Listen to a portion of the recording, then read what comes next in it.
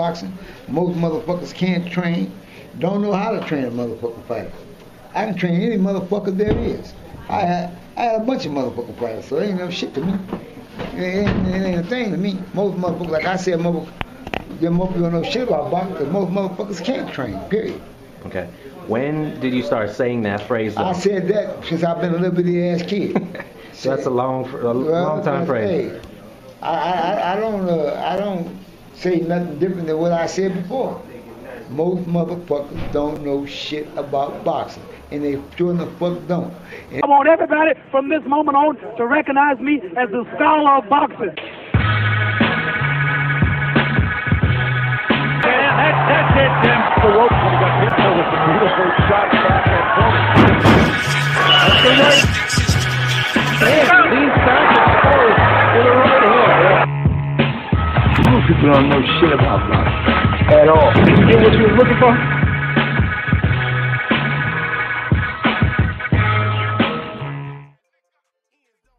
It's the motherfucking genius!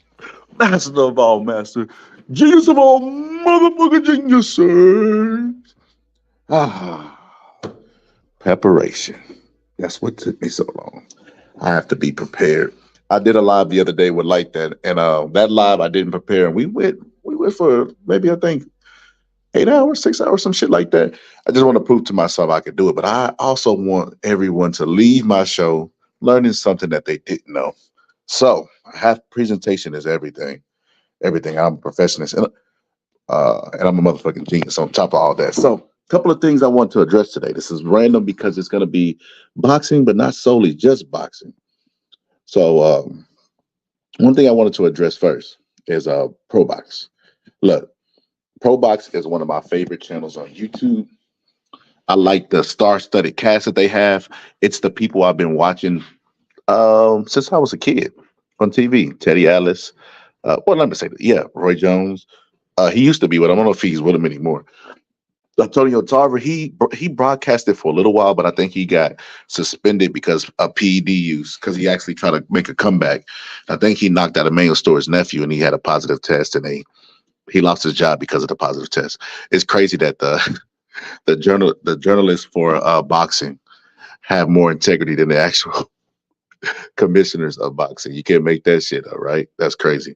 But yeah, Antonio Tarver ended up losing his job. But it's just when you have that many great minds talking about boxing and IQs mixing and matching and shit, you're gonna get some really, really interesting takes.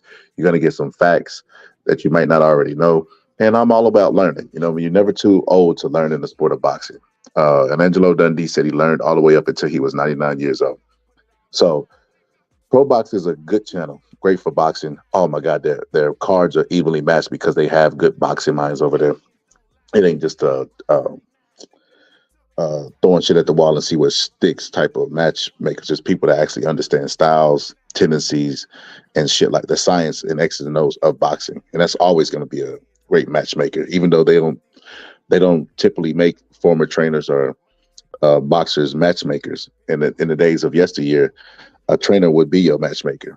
Customato was both Floyd Patterson's trainer and his matchmaker. He led him all the way up to a title. Emmanuel Stewart did it when he took over for Lennox Lewis' career.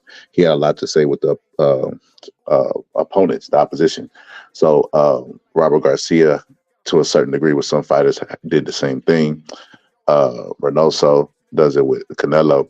Old school people tend to do that. Old school trainers tend to do that because they know a lot about the sport. They were the original great matchmakers in boxing, because now matchmakers are making it to the Hall of Fame, but that's neither here nor there. Probox has great minds over there and great matchmakers. But, I mean, this is probably the worst take I've ever seen. Worst take I've ever seen.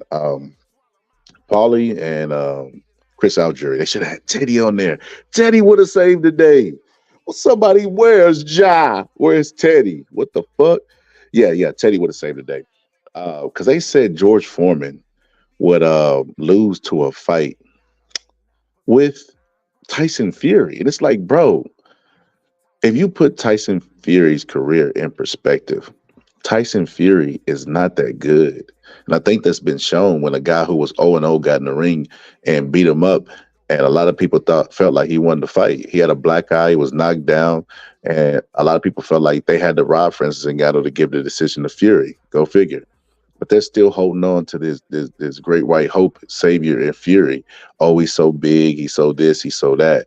But when you boil down Fury's career and you say, okay, well then who did he beat to make him great?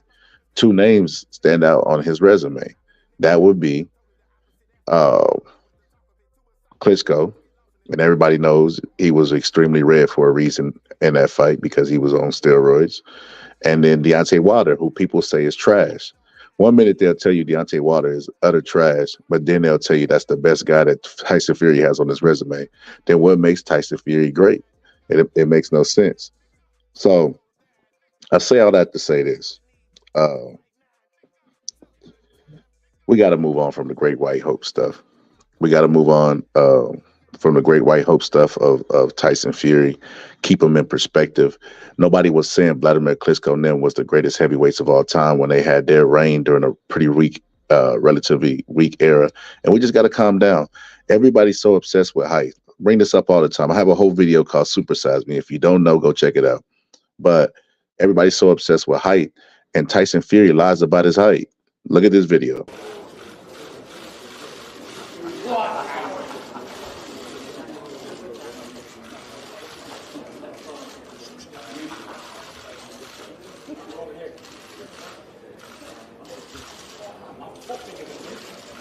Look, what am I, 6 inches taller? Even without hat. So the one argument they will always use is that Tyson Fury is so much taller, so much bigger, and so much better. But his height didn't help him against a guy with no boxing experience. But before I chop this up a little bit more, let me present to you what they actually said. So check this out. We complain about like pound for pounds and trying to make these matches, but I think I like these kinds of matches. We're talking about old and new. How do the greats of the past deal with the guys of today? And Forman's one of those guys. We went in deep on one of our last shows talking about this particular topic about Forman, how he would do today. And I said he's got generational power. I mean, it would transcend any kind of era. So Forman could definitely compete with the top guys in the heavyweight division today. But Tyson Fury is a different animal, man. Between the size, the mental games that he plays, and the old Forman, the destroyer Forman, we saw him implode against Muhammad Ali, which is a guy who was a good talker and was able to beat him, I think, leading into the fight. And then in the older Forman, I just don't think he was physical enough in terms of being able to withstand throwing so many punches. And when a guy like Fury, who throws a ton of punches, he's hard to hit. He's also really big and athletic. I got Fury if Forman and Fury were to fight, whether it was the first version or the second. Great. I like to disagree, but here I have to agree. On top of which, Fury is typically a guy, when the moment gets scary and a lot of pressure, he typically brings out his best. There's no way you can underestimate George Foreman. He had that kind of power, especially the young George Foreman. He had that mean scowl. He forced you to take him seriously, no matter what. I mean, Ali tried to play the mind games with him, but Ali was scared to death too. You know what I mean? He just had to play those mind games, and he knew how to play them. And I think Fury would be doing the same thing. I think Fury, what he did with Vladimir Klitschko, where I think he knew it was a scary situation. You got to go to Germany, big puncher, 10-year heavyweight champion, and he just kept talking and talking and talking. But at the same time, he was very, very focused and brought out his best. I think that would happen to the younger Foreman. The older Forman, I just don't think is energetic enough to deal with Tyson Fury, again, from an energy point of view. You can have a case where he might take the older Foreman a little bit lightly and maybe get caught. I think the older Foreman may have actually a better chance against Fury, but I have to still go with Fury. He's too big. He knows how to push guys back. We're using that size, and a puncher going backwards is not a puncher. Break. One of the things that gave Foreman so much trouble against Ali was his hand speed. And Fury, even though he's a big guy and doesn't look the part, he's actually he's quick. He's got fast hands. He's very slick up top. I think Foreman would have a hard time, either version, finding him. I think Fury, in terms of his physicality, his speed, and the mental games that he played, I don't think Foreman, especially the younger one, would be able to deal with that. So yeah, Foreman, and maybe even by stoppage, honestly, just from wearing him down. Break. I actually don't think he would have to go find Fury. I think Fury would back up Foreman. I think Fury would use the bully tactics. He's 6'9". I mean, this is a heavyweight era that is so big that, a guy like Foreman would never have seen this kind of size, and a guy pushing him backwards and then, kind of bullying him as well, talking to him as well. The younger Foreman would have had the problem because he would have bullied the bully, which a lot of times is not easy to do. And the older Foreman, again, like I said, I don't think he would have had enough energy to keep up with that kind of physicality. But I think either way, Fury would have been very, very physical. I think the older Foreman would have actually had a better chance. All right, that's our bell. Yeah. The fact that the strategy for Tyson Fury to win the fight by Paulie Malignaggi, we all know where Paulie stands on the Europeans being the best fighters and the race issue. I mean, he looks at himself as white. You know what I mean? So, um, Paulie, that was a horrible take. That was a horrible take. He thought the game plan for Tyson Fury would be to go in there and get physical with George Foreman. George Foreman, that's your strategy. That is crazy. And you know how you know it was a horrible take? Someone in the comments section said what I said on my live in real time after Tyson Fury's fight. I said basically that Tyson Fury height and size was nullified by the strength of Francis Ngannou. Francis Ngannou, show me some footage of him lifting weights like Anthony Joshua. That's all natural strength. That man didn't even lift a weight, and that man was able to go in there and bully Fury in his pro debut as a fighter. Like the sport of boxing moves people really, really slowly, right? Because they want to build them up confident, like being like this. Jared Anderson, right? If Jared Anderson's career, if maybe 4 to 5 fights ago, somebody would have proposed him fighting Tyson Fury, they would have said, "Oh no, no, no, no, no! What are you doing? You could ruin your career like that. That you're taking on too much too soon." Francis Ngannou, in his very first fight, fought Tyson Fury and was bullying him. Like, I'm gonna be honest with you, Tyson Fury embarrassed the sport of boxing that day. There was a lot of people I talked to on and off air, and we were fucking embarrassed that we talked like what we told these UFC people, like, bro, MMA is a different beast. Uh, Tyson Fury is the champion. You know what I mean? No matter what you think about him, he's probably gonna win. He's probably gonna stop Francis Ngannou because boxing stamina and MMA stamina is two different things. You can remember these conversations we were having. And what does this motherfucker do? Tells us about how many rounds that he went in sparring, and then shows up and looks out of shape and gets knocked down and dominated by the dude in his pro debut who didn't even know what his boxing style was. He doesn't even particularly really have an MMA style. He's just a slugger. And you let him come over to fucking boxing and knock you down and give you a blackout. That's fucking crazy and embarrassing. So like I said, man, it's you have a bad take when somebody in the comment section like makes a better point than you. That's when you had a bad day at the office, and that's what that was with Paulie and Chris.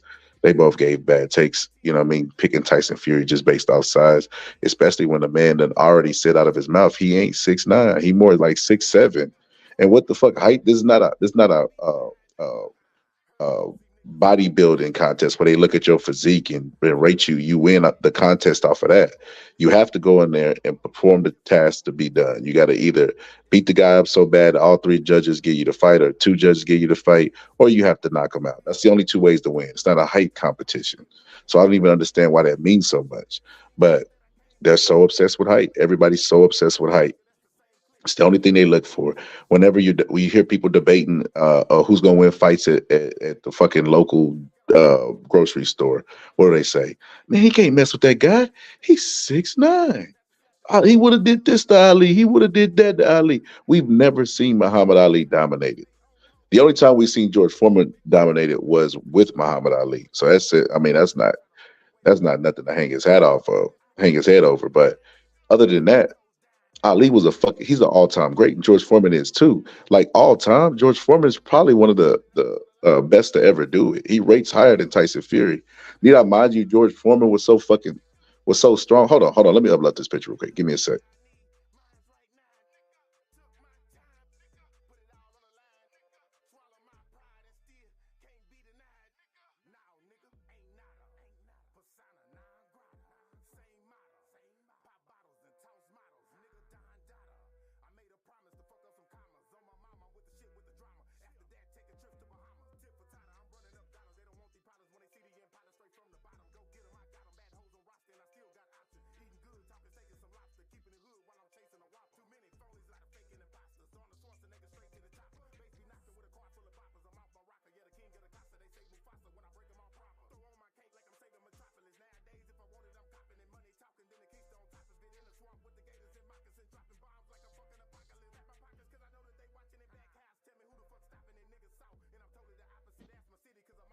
He said after AB took his bitch, Paulie never been the same.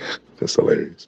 Foreman lifting real heavy cows and Fury lifting toy tigers. That's fucking hilarious.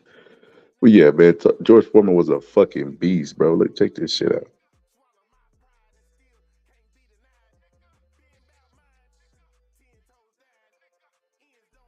This is the guy that he would go in there and be physically. Now, mind you, this motherfucker got this cow draped over his neck like a fucking mink coat. And this is the strategy. I was extremely shocked at Paulie Malignaggi because he normally the X's and O's he gives some really good take. Even though he picked Spence to beat Bud, I didn't understand that one either. Especially being a fighter, knowing the physicality that the physical demand that boxing has on your body, picking a guy who's been thrown out of a car and has been deteriorating and regressing in the ring defensively. I don't know why he would pick him against Bud, but that's neither here nor there. Uh, he said that he's gonna go in there and lean his weight on him. What you think Tyson Fury weight is heavier than a fucking cow? Come on, man. We gotta stop this shit. We look, Probox. I mean, y'all, like I said, one of my favorite boxing channels. I don't know what's going on with Uncle Roy and Tarver. I think Tarver doing his own thing on his own channel. But we gotta do better, man. We gotta bring those guys back because I know damn Roy Jones country ass would have let that slide. Listen, man, no, he would have jumped on their ass talking about this. That he would have gave a good take on this. But yeah, boxer fan said, imagine if Foreman lifted Fury like a cow. He probably could. Hilarious. Yeah, Foreman would ragdoll Fury. I think Foreman is way stronger than Ngannou. I agree. Boxer fan 100. Well, Fury is a human cow. Miss Bitch, salute to you. That's hilarious though. But yeah, it like he said that in his take that he would lean all his weight on him and stuff. And you just look at this dude, not even really struggling and straining with a cow over his neck. Like when people was talking about, for instance, Ngannou lifting up Shaq, he lifted him up. But I mean, he lifted him up the easiest way he can. All you got to do is bear hug somebody's leg and lift them up. The weight is distributed in such a way that it's not going to be the full force. Now, draping a cow over your neck, and like in a squatting position, like I said, like a mink coat and squatted with him, and you think that Tyson Fury is gonna go in there and do something to this guy, man, you're sadly mistaken. But like I said, everybody's entitled to a bad day at the office. You know what I mean? So they had bad fights, so I'm gonna give them the grace. But man, we got to give this the worst take ever on Pro Box, and they haven't even had one event that I thought was bad. But this take specifically, man, we gotta do better. We gotta do better, Paulie. I'm challenging you and Chris to do better, man, because this is a horrible take. I don't even think YouTubers would have gave a take this bad. If you're just tuning in, this is what they had to say about the fight. This is what Paulie and Chris Algieri had to say about George Foreman versus Tyson Fury, which is fucking comical. You complain about like pound for pounds and trying to make these matches, but I think I like these kinds of matches. We're talking about old and new. How do the greats of the past deal with the guys of today? And Foreman's one of those guys. We went in deep on one of our last shows talking about this particular topic about Foreman, how he would do today. And I said he's got generational power. I mean, it would transcend any kind of era. So Foreman could definitely compete with the top guys in the in the heavyweight division today. But Tyson Fury is a different animal, man. Between the size, the mental games that he plays. And, you know, the old Foreman, the destroyer Foreman, we saw him implode against Muhammad Ali, which is a guy who was a good talker and was able to beat him, I think, leading into the fight. And then in the older Foreman, I just don't think he was physical enough in terms of being able to withstand throwing so many punches. And when a guy like Fury, who throws a ton of punches, he's hard to hit. He's also really big and athletic. I got Fury if Foreman and Fury were to fight, whether it was the first version or the second. Great. You know, I like to disagree, but here I have to agree. On top of which, Fury is typically a guy, when the moment gets scary and a lot of pressure, he creepily brings out his best. There's no way you can underestimate George Foreman. He had that kind of power, especially the young George Foreman. He had that mean scowl. He forced you to take him seriously, no matter what. I mean, Ali tried to play the mind games with him, but Ali was scared to death too. You know what I mean? He just had to play those mind games, and he knew how to play them. And I think Fury would be doing the same thing. I think Fury, what he did with Vladimir Klitschko, where I think he knew it was a scary situation. You got to go to Germany, big puncher, 10-year heavyweight champion, and he just kept talking, but at the same time, he was very, very focused and brought out his best. I think that would happen to the younger Foreman. The older Foreman, I just don't think is energetic enough to deal with Tyson Fury, again, from an energy point of view. You can have a case where he might take the older Foreman a little bit lightly and maybe get caught. I think the older Foreman may have actually a better chance against Fury, but I have to still go with Fury. He's too big. He knows how to push guys back. We're using that size, and a puncher going backwards is not a puncher. Break. one of the things that gave Foreman so much trouble against Ali was his hand speed. And Fury, even though he's a big guy and doesn't look the part, he's actually he's quick. He's got fast hands. He's very slick up top. I think Foreman would have a hard time, either version, finding him. I think Fury, in terms of his physicality, his speed, and the mental games that he played, I don't think Foreman, especially the younger one, would be able to deal with that. So yeah, Foreman, and maybe even by stoppage, honestly, just from wearing him down. Break. I actually don't think he would have to go find Fury. I think Fury would back up Foreman. I think Fury would use the bully tactics. He's 6'9". I mean, this is a heavyweight era that is so big that, a guy like Foreman would never have seen this kind of size, and a guy pushing him backwards and then, kind of bullying him as well, talking to him as well. The younger Foreman would have had the problem because he would have bullied the bully, which a lot of times is not easy to do. And the older Foreman, again, like I said, I don't think he would have had enough energy to keep up with that kind of physicality. But I think either way, Fury would have been very, very physical. I think the older Foreman would have actually had a better chance. All right, that's our bell. Yeah. Yeah. That the game plan coming in would have been to lean his weight on him. This guy. That's a good idea. Absolutely not. Like I said, everybody's entitled to a off night, and this was an off night, and it was extremely bias driven. What's up, Toot? He said, Ngannou looks roided. Foreman is truly natural strength. Facts, natural, real strength. Bodybuilder, Ngannou. Foreman is the natural beast. I think he was a strong boxer. Foreman had a perfect combination of strength and boxing strength. So there's a two. A difference in the two.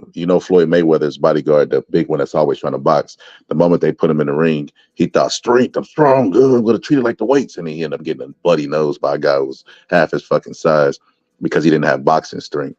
Joe Frazier couldn't lift weights that much, but Joe Frazier had strength inside the ring as far as he was able to put a lot into his actual punches. You know what I mean? So his boxing strength and regular strength. George Foreman is the perfect combination of both. He has both. You know what I mean? I don't know if we'll ever see that again. Tyson, extremely hard puncher, but I don't know if we'll ever see somebody that's that physically strong and also has really, really good power. I don't know if we'll see that again. I think he's a rare breed. Ngannou might be a little bit close, but like you said, nowhere near because he was still slender and he had more stamina. Another thing they brought up is George Foreman's stamina issues. And I was, like I said, I was so disappointed in Paulie. He boxes. He knows. It takes more energy out of you to miss a shot than to land a shot. He missed a lot of shots in the fight with Ali and still didn't get knocked out into the ninth round. If he's had stamina issues, he would have went in the fucking third. They're heavyweights. You know what I mean? He would have went in the third, second round, perhaps. But he didn't. He made it all the way to there. You know why he made it? Because he had good stamina. That's crazy. I say, just probably just, you know what I'm saying? They always say it's hard to get up and run in the morning when you're sleeping on silk sheets. It's hard to give good commentary when you're cranking up the Lamborghini from inside your house, like Bruce Wayne. Klitschko in the past his prime when he fought Fury. Facts. Paulie, wake up. Yep. Even a prime Lennox Lewis with Fury. I agree. Paulie hating on OG heavyweights. Fury won't beat a. I don't get what you're saying. Fury won't beatable to learn on Lennox Lewis. Won't be able. Fury won't be able. Okay, you didn't put this. Fury won't be able to learn to lean on Lennox Lewis or Foreman. Got you. Foreman broke Moore's mouth guard. I heard Frazier came second in a weightlifting contest. Yeah, it's one of my videos on my page, Boxing Fan. That's where you heard it from. Never let Paulie cook. Hilarious. Yeah, Paulie burnt this. He burnt this one. So I finished my closing argument on this Foreman versus Tyson Fury stuff. I already made my case on him not even really being 6'7", what does it fucking matter? If anything, it favors George Foreman. George Foreman was a perfect combination, like I said, of physical strength and actual punching power. Like, I don't think it will ever see another heavyweight with that perfect combination. But Tyson Fury being bigger than George Foreman works as a disservice to him. You see how he did Jerry Cooney when he was old? Jerry Cooney was 6'6". He knocked Jerry Cooney's fucking block off. Not to mention a young George Foreman was a prolific body puncher. You mean to tell me you think Tyson Fury up there at 6'7", not 6'9", with all that ribs and body, being bigger than Foreman, he's not gonna go to his body. What the hell? Y'all done stumbled y'all done fell off the cuckoo tree and hit every branch on the way down. That is completely absurd. George Foreman would destroy Tyson fucking Fury because he would make sure he wouldn't get up. See, a lot of those guys that knock Tyson Fury down are headhunters.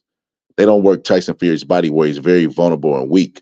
Deontay Wilder had success with Fury in the third fight, throwing right hands to his body. You can see Fury grimace. You can see Fury back up. He did not like those body shots. The difference between the fighters today and of yesteryear, besides the obvious skill gap, was they had better schooling, and they would go to Tyson Fury's body. They wouldn't let Tyson Fury get off the hook.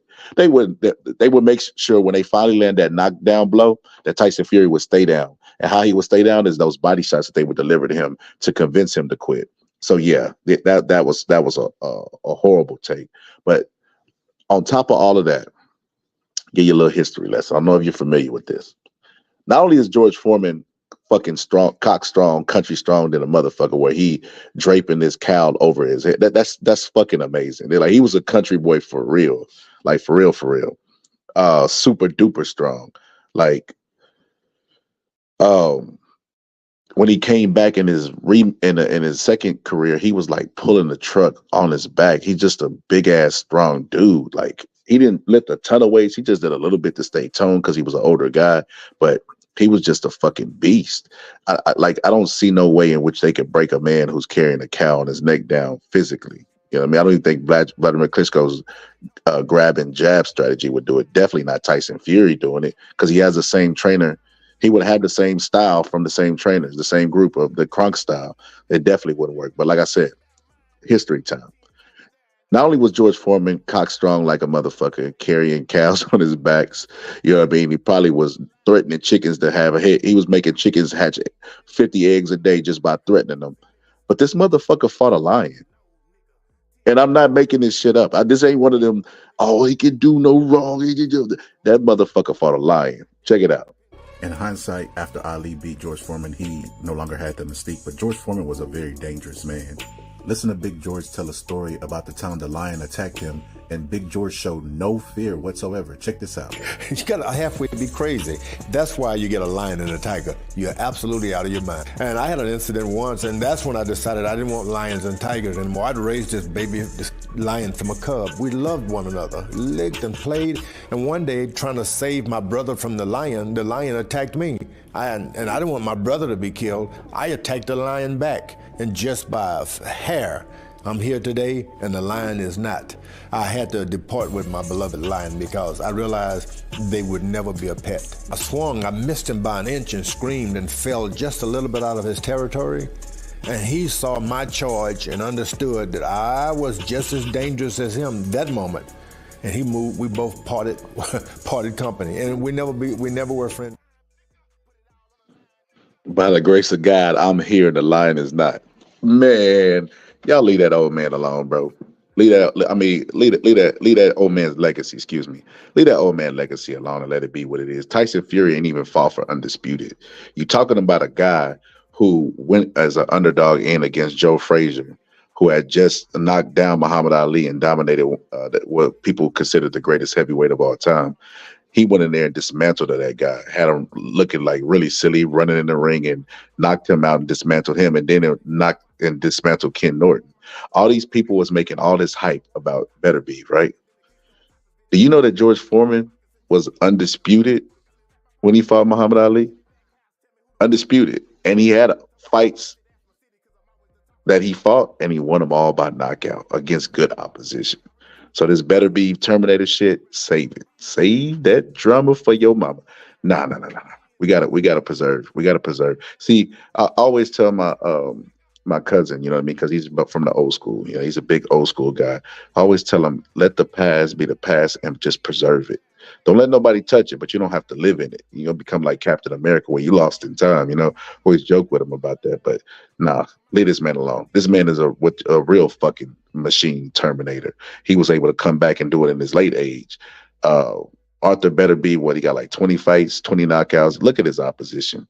And look at George Foreman when he was undisputed at 20 fights with 20 knockouts, and you'll just see what a real Terminator looks like. This is what they look like. Arthur Beterbiev ain't carrying cows on his back. Arthur Beterbiev was fighting at 175, ballooning up to 193, and people are calling him a Terminator. This motherfucker fought anything over 200 as a heavyweight. He fought 2 up, carrying cows on his back and punching lions that attack his brother. And you mean to tell me you think that Tyson Fury is going to go in there with this guy who came back in his late 30s, early 40s, and is pulling cars? They put the car in neutral. He tied it to himself and was pulling it. That's the guy that's going to go in there and get physically dominated by Tyson Fury. Man, cut this shit out. Like I said, I'll put him and his brother in the line. I'll put that in the description in case y'all want to watch it again. But yeah, that's crazy. That's crazy, man. I couldn't believe that. Like like Miss Bitch said, man, you can't let Paulie cook. He gonna burn the meat. He gonna burn the meat sometimes. But he said, should boxers lift weights like the past greats? No.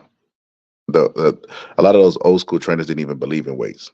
He said, I'm imagining Foreman knocking out Fury. Oh, definitely. He would kill Fury. He would destroy Fury. Fury's weak to the body. But the heavyweight champions right now, all of them that have belts are weak to the body. That's so crazy to me. Like, it just shows that the landscape, if you take an old school person with their talent and put them now, they would be Johnny Schaefer's would be a champion today. Even though he was never champion in his time, he would definitely be a champion today. But hey, just unfortunate to grow up in the time that he grew up with the best trainers and the best heavyweights. Will Fury quit, you think? They trashed Joshua for quitting. Oh, I know he'll quit. Tyson Fury definitely will quit. He'll quit because the body shots will help him. They will aid and assist. People say, "Oh no, Fury every time he got knocked down, he gets back up." It's because they don't put the nails. What did Deontay? What I'm gonna put the slammer, the Alabama slammer, and I'm gonna nail you down to that canvas. Now he didn't throw no body shots when he said that. He still was head hunting. Most of the people that knock him down are just head hunting. If they slow down that body and start hitting Tyson Fury in their body, I guarantee he stays down. He stays down. Or if he gets up, he's wobbly.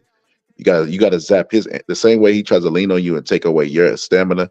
Guess what? Tyson Fury may be 6'7", but his lungs is still still normal sized lungs. His heart still the normal size. None of that stuff could harden. You can't train for that. And he got all that soft fatty tissue. He is just a prime candidate. Prime rib, prime steak. Let me go back to the cow picture. Prime fucking steak for George Foreman. George Foreman he would destroy him. He would destroy him. I think it would be rather easy. I don't even think it would be one of his toughest fights. Say you're a Foreman punked the lion. George Foreman hands down. George Foreman's hands are twice the size of the average hand. Yeah, he was just a big dude. And then he was big, but he was still like slender enough for boxing, not like bodybuilder big. Said Foreman real hands of stones. Facts. He said 100. He said level of opposition, different facts. Said Foreman nearly destroyed the steroids out of Evander. How powerful must the roids have been to withstand Foreman's blow? He said without roids, he would have lost even quicker to Foreman. I think that's a normal week for people. Said if Foreman was not Rob versus Briggs, he would have fought Lennox Lewis for the titles at 50 years old. Yeah, they fucked up. They fucked boxing up with that. I beat up cheaters as a warm-up. Fucking Bureau. That's hilarious. But yeah, well, I'll end it with that. I'll put the Tyson, the Foreman versus his lion video, because Tyson had a tiger. Foreman had a lion and fought the fucking lion. One more time. Let's see this shit one more time. In hindsight, after Ali beat George Foreman, he no longer had the mystique, but George Foreman was a very dangerous man. Listen to Big George tell a story about the time the lion attacked him, and Big George showed no fear whatsoever. Check this out. You gotta halfway be crazy. That's why you get a lion and a tiger. You're absolutely out of your mind. And I had an incident once, and that's when I decided I didn't want lions and tigers anymore. I'd raised this lion from a cub. We loved one another, licked and played, and one day, trying to save my brother from the lion attacked me. And I didn't want my brother to be killed. I attacked the lion back, and just by a hair, I'm here today, and the lion is not. I had to depart with my beloved lion because I realized they would never be a pet. I swung, I missed him by an inch and screamed and fell just a little bit out of his territory. And he saw my charge and understood that I was just as dangerous as him that moment. And he moved, we both parted company. And we never were friends. Yo. When he ran back up on George Foreman the first time he caught George Foreman with his claws when he swiped, right? Notice when he went back up on George Foreman the second time, George Foreman sidestepped him and hit him in the back of the head, and that lion changed his career decision to be a lion. He was like, you know what? Why are we fighting? That's a bad fucking man. Carrying cows on his back. This shit, most people like Cat Williams talking about he runs a 4.3 and shit like that. That's some shit you can't prove. We got video and pictures of this man doing these extreme accomplishments. The fact that he's the oldest heavyweight champion. You know what I mean? The fact that he came in underdog against Joe Frazier, did what he did to him, did what he did to Ken Norton, and during the best era where punches like Ernie Schaefer's wasn't even a champion because they had the talent pool was so deep and the trainers were so deep. Then they had the curse of Muhammad Ali being as great as he was. He was champion during this time. Then retired 10 years and be a preacher, came back and did it again. You mean to tell me Tyson Fury, who's inconsistent, abused steroids, has admitted to using cocaine, went into deep depression because he was winning, is going to go in there and physically dominate George Foreman? In order to physically dominate George Foreman, you would have to be mentally strong also because he was very intimidating. You think Tyson Fury has what it takes to mentally, physically impose his will on George Foreman? The guy that just punched the lion in the back of the head? I'll answer it for you. Absolutely fucking not. George Foreman destroys. You hear me? Fucking destroys Tyson Fury. No ifs and buts about it. But they did give a good take on this one. Now, this one, Paulie did give a really good take because Paulie knows the history of boxing. And I'm surprised that Paulie didn't go with what Chris Algieri said on this one. But Chris Algieri said that they gave their greatest light heavyweights list. And man, we did one on mine. You know what I mean? Might be inspired, maybe not. Because I know George. I like George. I like George. He's a great host. I didn't find out about him until recently, but he's a great host. And like I said, I like pro boxing. But I was interested to see their list compared to my list. So I love that this was a topic, right? So they were talking about the greatest light heavyweights, and this is what they had to say. Hit you with shots he just didn't see coming, can set you and set the traps as well. It's, Roy Jones was fast enough where he can hit you with the shots even without having to set the traps, especially for a light heavyweight. But the fact that he knew how to set the traps and then put in that kind of speed, that's why guys were going down like wondering where the hell they were, at times, because he's like, when you think of the Reggie Johnson knockout, Reggie Johnson's throwing a punch and all of a sudden he's down. He's got a face like, what the hell am I doing? So I think that particular Roy Jones right there is a very, very difficult guy to deal with, and possibly the best light heavyweight ever. Great. Yeah, so great choice, Roy Jones Jr. Of course. I mean, he's one of the goats. I mean, a fantastic, incredible career. But the problem with Roy Jones at 175 is he didn't have the dance partners, and that was something that plagued him in his career. So I'm gonna go way back with a guy that's one of my favorite fighters, Gene Tunney. The Fighting Marine, man. Gene Tunney was so smart, and he had dance partners. He fought Harry Greb like 5 times. Like it's ridiculous. He lost I think the first time, and then he beat him the next like 4 or whatever. And then he moves up to heavyweight. Really didn't weigh as much as heavyweight. And beat Jack Dempsey twice. So in terms of like just epic careers and best light heavyweight in terms of what he's done at light heavyweight, because he's got the dance partners, because of the way he fought, he only had 1 loss. He was a super disciplined guy. There's legends about how he lived his lifestyle inside and outside of the ring, and also just super smart. Obviously, very, very different in terms of athleticism for the modern day guys. But man, I'm going Gene Tunney. Great. Bro, Roy Jones had dance partners. Just if you dominate them doesn't mean you don't have Reggie Johnson, Mike McCallum. Eric Harding was very, very, very good, but he'll never go down as anything because Roy Jones is around at the same time. Like, he had some really good dance partners at light heavyweight, dominated them all. So the problem is because he dominated, now you don't have dance partners. No. Those guys were all world champions, with the exception of Harding. And the only reason Harding didn't become a world champion is because he was in the same weight class as Roy Jones Jr. Harding was very, very effective. The guy had dance partners. He dominated all dance partners.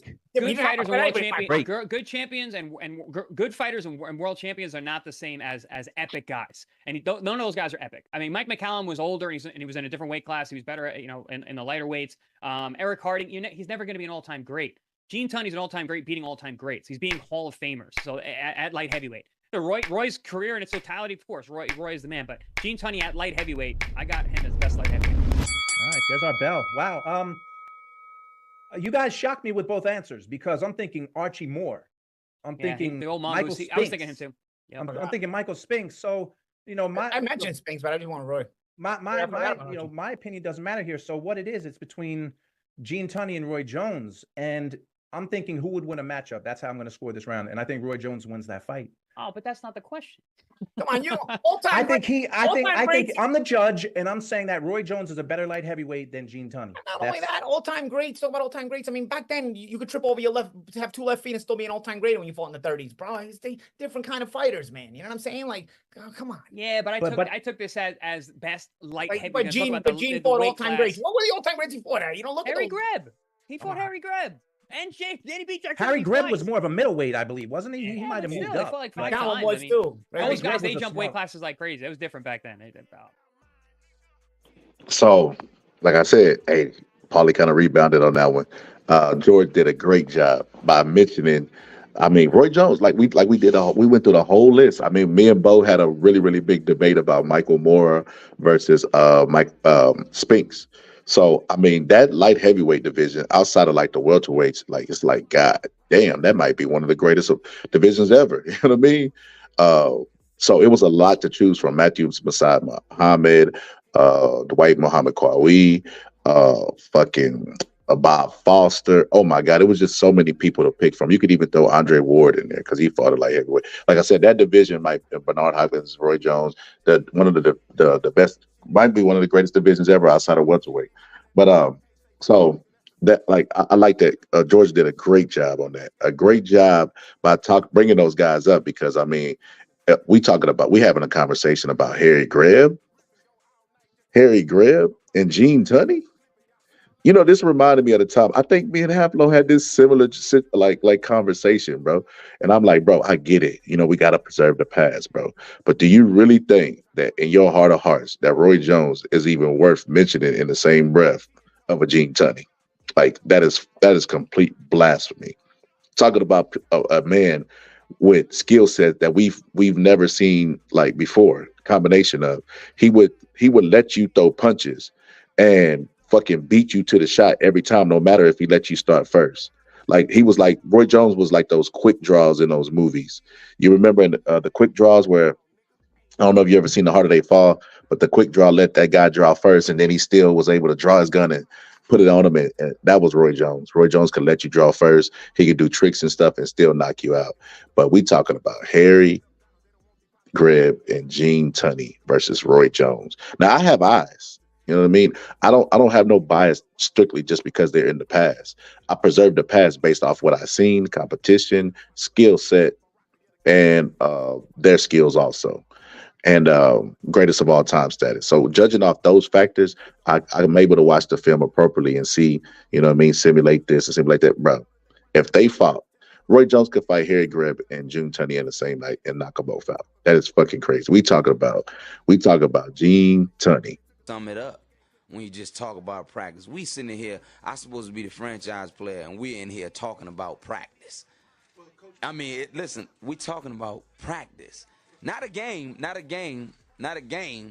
We talking about practice. Not a game. Not the game that I go out there and die for and play every game. Yeah, we talking about Gene Tunney, man. We talking about Harry Greb, which were good fighters at the time, but compared to Roy Jones, they ain't shit. I'm just keeping it real.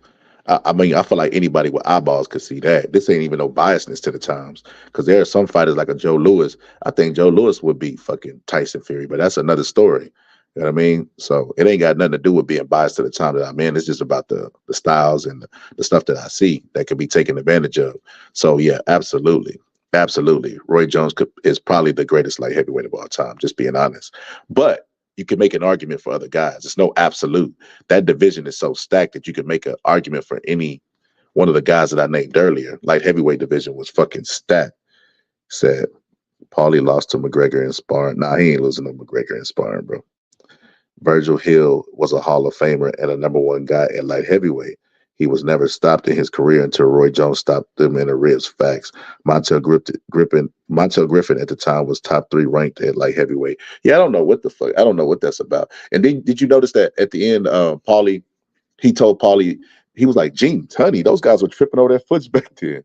And Chris Algieri was like, yeah, but he got wins against all-time greats. Who are the all-time greats? This is literally the exact same. I mean, I'm gonna go find that conversation I had with Haplo. This is literally the exact same conversation we had. I was Paulie, and Haplo was Chris Algieri. Like, it was the exact same conversation. Like, bro, who did he beat? I hate to say that, but like, who did he beat? Look at the guys he beat. They're not even considered all-time greats. So how are you making him an all-time great? I think he might have even brought up Harry Greb. I think he did. He said Harry Greb was the Thomas Hearns of his times, and he was such this devastating puncher. So I think that's really interesting.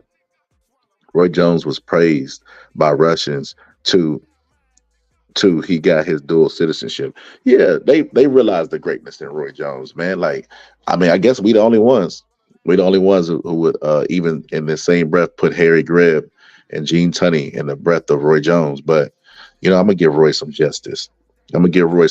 George Foreman and Roy, y'all some bad motherfuckers. Y'all walking fucking national treasures. And Tyson Fury would get fucked up by George Foreman.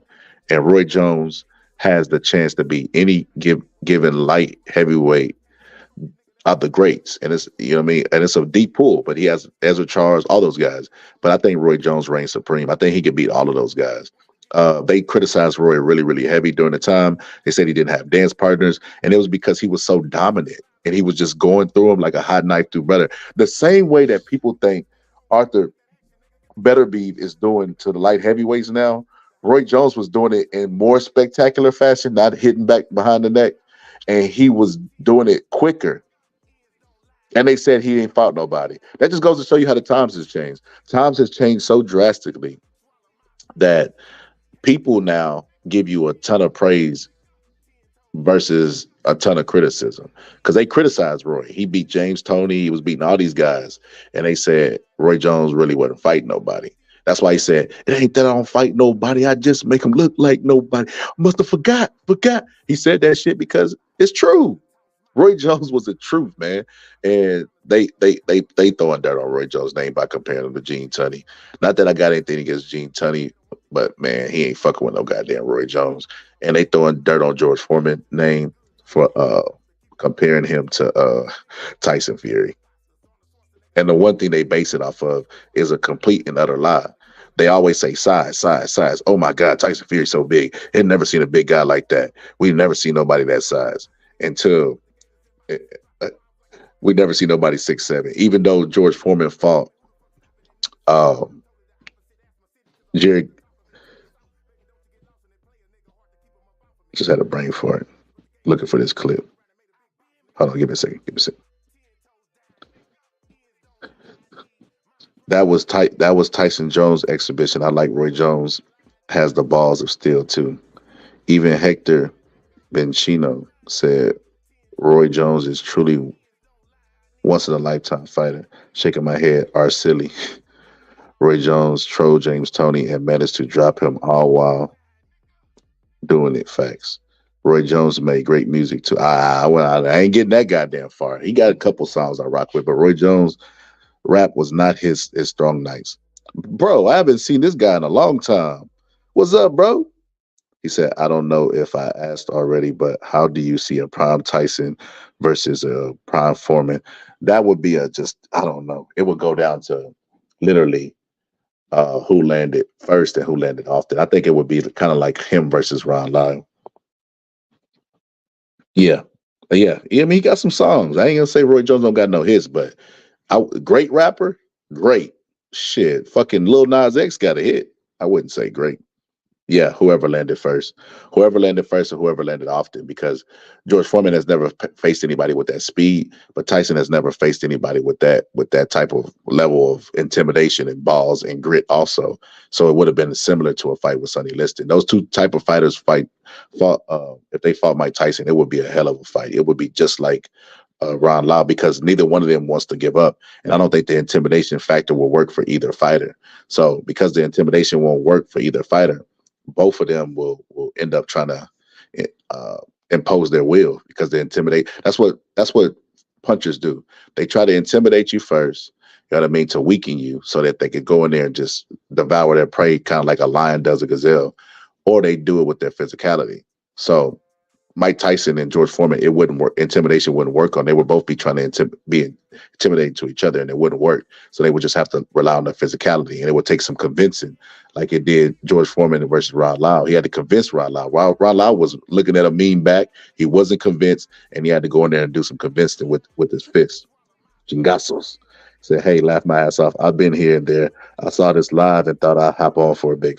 What's up, bro? Glad you joined us, bro. I haven't seen you in a long time, though, bro.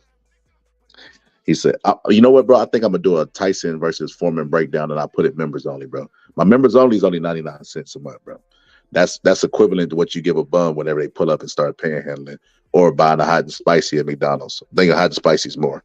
Boxing Scholar, did you know that Virgil Ortiz has the same 100% KO ratio, undefeated ratio as Better Beef? Yeah. That's not a mystery. Yeah, everybody knows. Wow, I assume everybody knew that. Yeah, Virgil definitely. He has a 100, but the reason why they give Better Beef a ton of more credit than him is because Better Beef's farther along in his career. Because he's farther along in his career, they saying like, and he's a champion. Virgil is still waiting for a championship shot. So that's why they give him more credit than they give Verge, because a lot of times when you move up in competition and step up to the championship levels, those fighters know how to survive or know little tactics to do to survive. So they give you more credit for being a champion in that. But like I said, if Better Beef is a Terminator, right? Like Paulie and them have been saying, because they aged him before this fight and they gave Callum Smith a big chance. But after this, they gave Better Beef a ton of flowers and talked about how he was this, he was that, he was going through the division like a hot knife through butter. George Foreman's had more than 20 fights by the time he got to the championship belt, championship fight against Joe Frazier, and he knocked Joe Frazier out in spectacular fashion. And he had all KOs, and it was more than 20 KOs. Then he went and knocked Ken Nord out to keep the streak going. So he became undisputed champion, all while knocking out all of his opponents. That's more impressive than Better Be. What he got, 3 belts, 2 belts? That's more impressive run. And then George Foreman was doing it against all-time heavyweight greats, not fucking Marcus Brown. So that's what a real Terminator looks like. A real Terminator fights lions and walks around with calves on their back. That's what a real Terminator does. And then takes 10 years off to become a preacher and like, yeah, I think I'll come back to boxing. These guys are scrubs. Then comes back pulling cars on his back and becomes the oldest heavyweight champion of all time. And like boxing fans said, if he didn't get robbed against Shannon Briggs, because he beat Shannon Briggs, in my opinion, just scoring the fight. If he didn't get robbed against Shannon Briggs, he goes on to fight Lennox Lewis. We would have had a fucking hell of a fight. They fucked us out of that. Fight. He said, is there any footage of Foreman sparring listed? It's very limited. Like they have it, but it's like they're in there and they're tech boxing. They're not really hitting each other. They're just practicing on technique, but it's only for a little bit. But yeah, I think it's some out there. I think it might be a full footage from that clip is what I'm trying to say. There's still unseen footage of Mike Tyson being released on YouTube pages.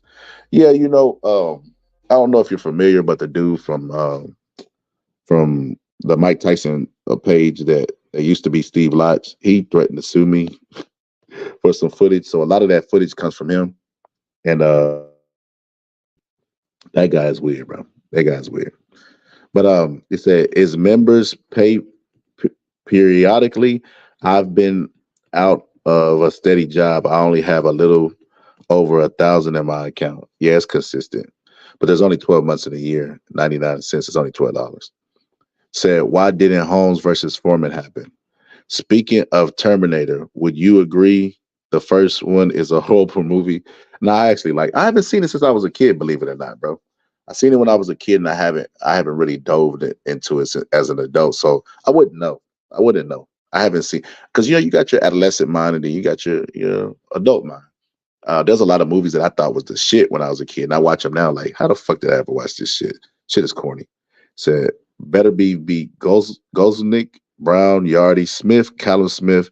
Now, if Better Be stops Bivol, making him 21 KOs and 21 fights and undisputed. He's definitely legendary. He definitely could be in the talks. They already put him in the talks, Jo. They put him in the talks without even accomplishing that. You know what I mean? Like Marcus Brown, Marcus Brown, Callum Smith, Yardy. Like these names, the only name that I would really, really give him truly credit for is Goznik. Volznik was his name. It's Volznik. And that's only because I remember before the fight, Teddy Ellis was working with Volznik. And I remember Volznik being really, really good. And he knocked out Stevenson. And I remember when he knocked out Stevenson, I was like, holy shit. They was calling that man Superman. He was self-proclaimed. Roy Jones got the name from us. He gave himself the name Superman. But he when he knocked him out, and I think he was in a coma or something, I was like, this guy's here. You know what I mean? He looked at his age. He had a couple years to reign and everything. Teddy Atlas had a great trainer. I'm like, this guy's finna do some damage. And when he fought Arthur Betterbeef, he had the better game plan and technique. But Arthur Betterbeef just was walking through his shots. I was like, holy shit, bro. Like, how do you keep this man off you? You know what I mean? Like, shit. And then I found out he fought as heavyweight in the amateurs. I was like, yeah, this guy's gonna be tough to beat. He's gonna be tough. They're gonna have to age him out. And shit. Wait for his style to get the best of him because he likes to take a lot of punishment because he tries to use his weight as durability. So I said they got to age him out. You know what I mean? And when he beat him by stoppage, I was like, oh yeah, this guy's here. But I found out later on that he had beat him twice in the amateurs already. He had already beat his ass. He was like the big bro that he could never beat. You know what I mean? He was the Detroit Pistons to Michael Jordan. Like I was like, that's why he was so confident in beating his ass. Hold on. That's why he was so confident in beating his ass. He had already beat him twice before in the amateurs. He had no wins against him in the amateurs. He was like little bro. You know what I mean? No wonder he couldn't beat him. He said, as much as I love Forman, I don't know if he would have beaten Lennox at that late age state. Oh, man, he would have beat Lennox, bro. He'd have beat Lennox Lewis only because during that time, was he with Emmanuel Stewart at that time? Was he with Emmanuel Stewart at that time? I'm trying to think. George Foreman beat Michael Moore in what, like 96, was it? I believe 96. So Lennox Lewis would have just been getting knocked out by Oliver McCall. So he would have been at the early stages with Emmanuel Stewart, and he would have been in his 30s, I believe. My memory serves me correct. That's the quick math that I just pulled up without Googling anything. So I could be wrong. Don't take me at face value. But if all things I said being true, Lennox Lewis couldn't have beat him during that time. When he got his first fight back, Emmanuel Stewart was basically getting on him for being gun-shy, and he would have fought George Foreman. You know what I mean? One of the hardest punchers of all time. Still had power then. And George Foreman hit Holyfield so hard, Holyfield said he thought his teeth got knocked out. So he would have went in there with that guy. George Foreman does really well against tall fighters, which is why I think he beats the shit out of Fury.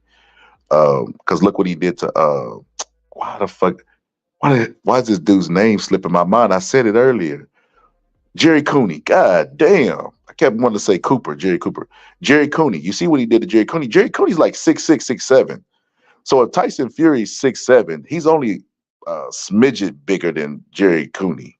You know what I mean? So he fought tall men, and he made easy work of Jerry Cooney because that body was open. Tyson was a prolific body puncher and Joe Frazier was a prolific body puncher, right? They were prolific body punchers because they didn't have to do any bending.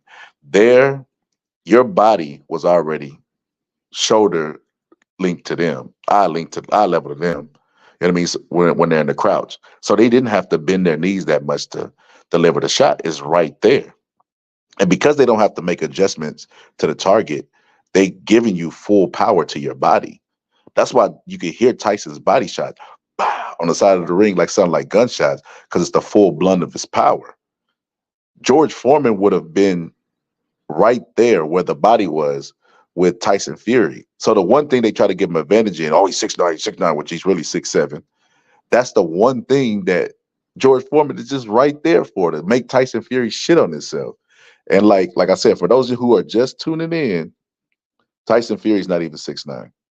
He's not 6'9". He's really closer to 6'7". And he actually admitted it when he was at the presser. Look at this.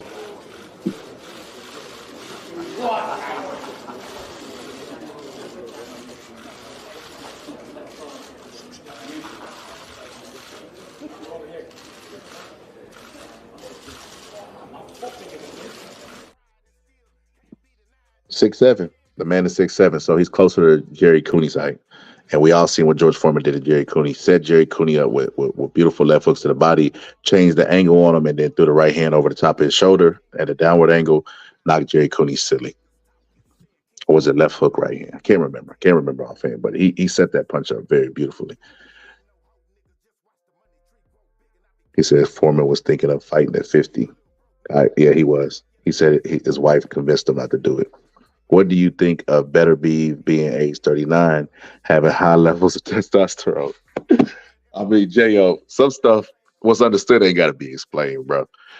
There's a clip of this Russian on Joe Rogan's channel, and when he's on there, he talked about how the Russians would give him vitamins. I know y'all seen that shit. How the Russians would give him vitamins and how he would take. Well, I know y'all seen that shit, or am I tripping? You know what I mean? That's a real thing. But he said that they would give him stuff at young, and that's when at a young age. And a lot of people was like, yeah, it's obvious. Like, that's why y'all's combat people are really, really strong, overly strong, big, thick skulls, because y'all been giving them juice before they even supposed to hit puberty, giving them testosterone. So yeah, I think that's highly suspicious. J.O., you want to know the funniest thing about that is that Victor Conte, because he's a glory hog, you know what I mean, a media whore, he jumps on every steroid accusation case, anything towards Nevada, against Nevada, he's tweeting about, because he's just a celebrity. He cannot keep his mouth closed. He loves the limelight. But he came out and criticized Eddie Hearns and talked about the test, and it's not an adverse test, it's an atypical test, blah, blah, blah, blah, blah, blah, blah, blah. I'm like, how do you know all this insider information, Victor Conte, without being affiliated? That's crazy. He gives interviews and be like, well, they looked up his lab work and he sent in a hair follicle. How do you know that? How do you have access to that not being affiliated with VADA? Because he really is affiliated with VADA, but that's neither here nor there.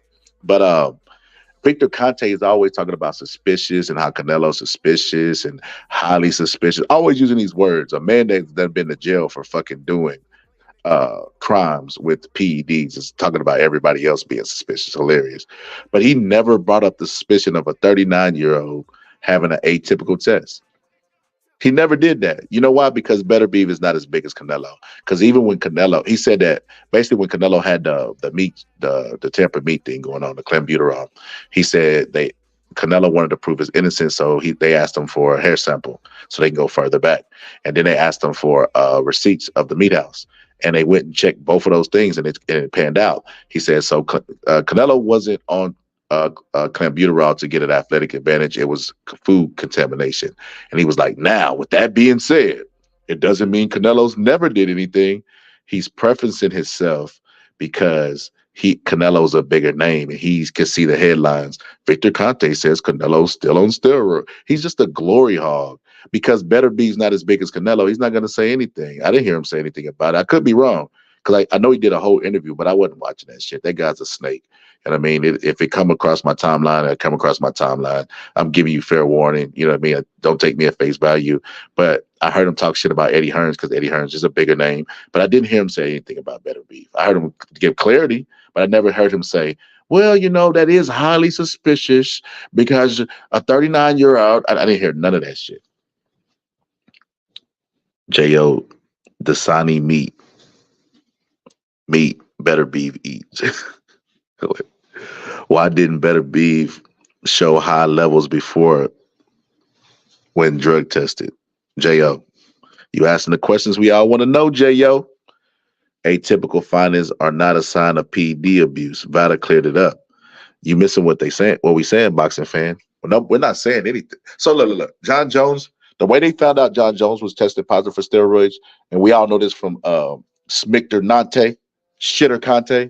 We all know this from him because he came out and said that his testosterone levels were extremely low, and that caused suspiciousness, right? Extremely low testosterone for a guy of his age below the legal, not the legal limit. Before that, below the average limit is highly suspicious. It probably means they were abusing before and they're trying to taper off, or maybe they fucked up their natural production, whatever the case may be, right? It's also the same way if you have high. It like J.O. said, if they were doing VADA testing up until this point, right? I don't know how many times VADA tested, right? But if they were doing it, why didn't he have high from the first test?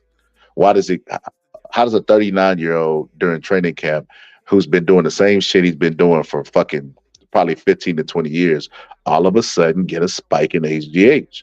That is highly questionable, but you can't count on YouTubers to ask these type of questions to people who they want to get endorsements from. That's absurd. Said Eddie Hearns don't know shit about boxing. I disagree with you, boxing fan, and this is why. So look, Eddie Hearns obviously watches my channel, bro. He obviously does. You know why I say that? In the Better Beef fight, after Better Beef, before the Better Beef fight, he basically said Better Beef is not a one-punch artist. He breaks you down over time, which anybody could come to that conclusion, but not a lot of people do. They just call him Terminator and then be done with it. Nobody talks about how he has heavy hands, but he don't have one-shot devastating power. But, I mean, Scholar was saying that. And then he talks about how he hits you in the back of the head. I've never heard anybody say that before. Before me, bringing it to the light, I've never heard anybody, and I don't consume a lot of content, so take it for what with a grain of salt for what you may. But I never heard anybody talk about that. And when Joseph was on my panel, I brought it up. I said, Joseph, you know why I don't like Better Beef? He said, why? He said he's a cheater. He thought I was talking about steroids. I was like, no, he hit you in the back of the head. That's his thing. You go look at all of his knockouts. The reason why, because I was looking at it, one dude on the panel, and this is why I love having open panels. Dude on the panel was like, Arthur Beterbiev, he's never been past this many rounds, or he's never went to a decision. And then everybody he fight, they retire. I'm like, is that true? I go look. I'm like, oh shit, retired. I'm like, he is retiring people. Why? These guys that took it. Some of these guys spar heavyweights in the gym, right? And they took a ton of punishment.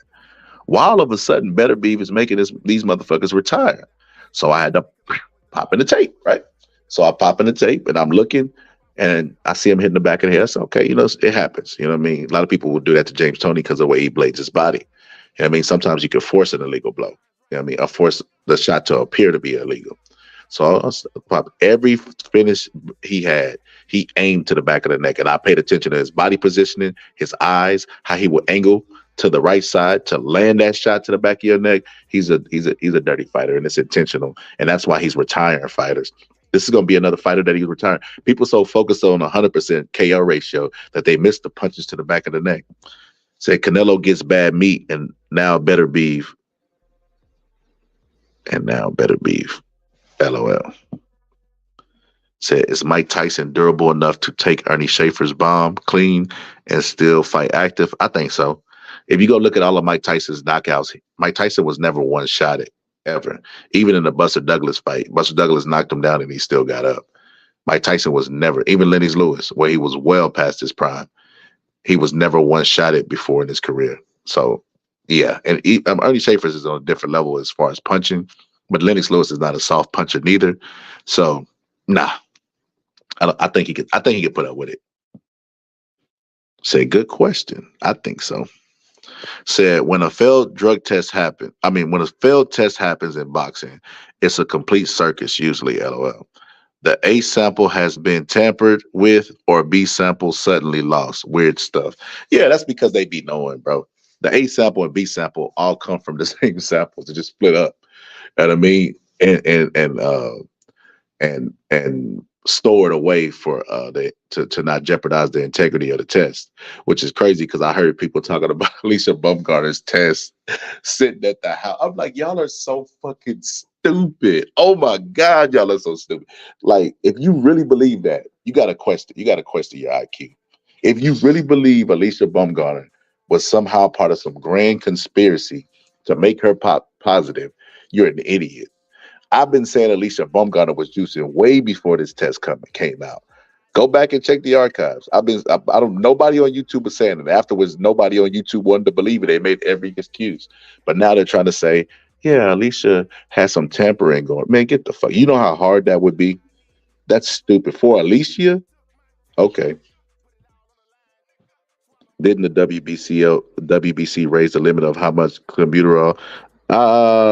I don't think it was the WBC. It was the WADA that raised the official limit because a whole soccer team from Mexico had clenbuterol tests other than Canelo. So they just raised the legal limit because what they're going to do, go to the warehouse and shut the warehouse down because they said they give the calves clenbuterol because it the same reason a human takes it. It gets rid of fat. A human takes it to cut weight, you know what I mean, and then get the benefits from that, cut weight easily. They give it to the calf for the cows for the same reason. They don't want a lot of fat on the cows. So, what would you say to the argument Holyfield beats young Foreman because he can't counter? Hilarious, hilarious. Let me tell you something. Because he can keep counterpunching him. Let me tell you something, bro. Tell you something nice. In order to counterpunch, you have to keep your positioning. An older George Foreman was able to back Holyfield up and keep him out of position. Even though Holyfield won. Holyfield only won because he was more youthful. But he was able to knock that guy out of position, damn near knock his mouthpiece out of his mouth to where he said he thought his teeth was gone. That is that whoever told you that, bro, they don't know much about boxing, bro. Holyfield would not be able to keep position against George Foreman to counter. He couldn't even do it against Burt Cooper, who's a shorter guy and don't punch nearly as hard. George Foreman was going to throw a ton of punches at you. You know what I mean? And eventually one was going to get through. Like I said, I got a members only video, the hardest punches of all time. And I talk about this very thing.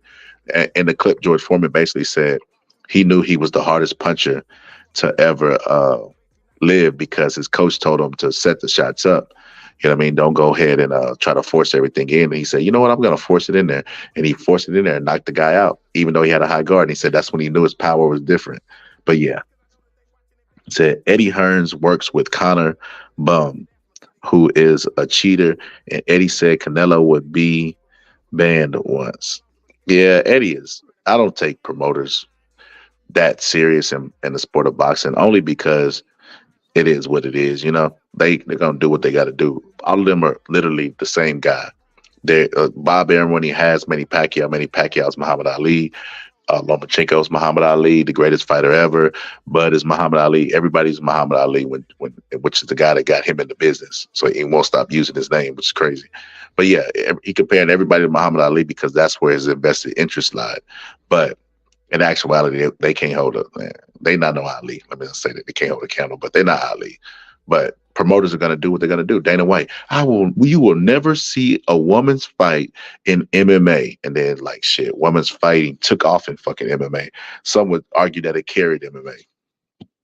Said Eddie said Smith would KO Better Be with a left hook. I mean, that right? Like I said, promoters going to be promoters. What could he say? Could he say the truth? Could he say Callum Smith doesn't stand a chance against Better Be? There was a time where he was trying to get Tony Bellew to fight Deontay Wilder. And he was trying to say Tony Bellew would expose Deontay Wilder and Tony Bellew would beat Deontay Wilder. And Tony Bellew did an interview and was like, nah, I'm not fucking with Deontay Wilder. He'll knock me out. He literally said this. It's on YouTube. So I can't fuck with Deontay Wilder. He'll knock me out. He was like, not only, he said, I could see myself winning maybe like the first 6 rounds, but then getting hit by that right hand and getting knocked out.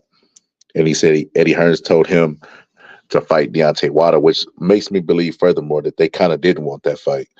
Why are you sending Tony Bellew at him to try to get him to upset him? You know, Eddie. I think Joshua wants to fight, but I don't believe Eddie Hearns wants to fight. And that's my honest assessment of it. I don't think Eddie Hearns wants that fight. I think. Oh, but what I was saying about Eddie Hearns is not knowing boxing. So I can't remember what fight it was, but Eddie Hearns was on the outside, and he was talking about and they was calling the fight. And he told the fighter to throw the exact combination, which I was commentating in real time. And he threw it and knocked the guy out. And Eddie Hearns seen that ringside. So I don't know if I was just joking about Eddie Hearns watching my channel, which he might do if I put his fighter in it, invest his interest. But he came up to the same conclusion that I did. And I know fucking boxing. So I think Eddie Hearns does have a good knowledge of the game. You know what I mean? As a promoter, you have to understand styles, you have to understand timing, all of that stuff. So yeah, Eddie Hearns, he couldn't come out and say the truth, man. The truth was the only chance that Callum Smith stood was Arthur regressing so much from the surgery and the age. That's the only chance he stood, because he's a guy who becomes game quitters in moments. Like when he fought Canelo and the moment was too big and Canelo was punching him hard to the shoulder.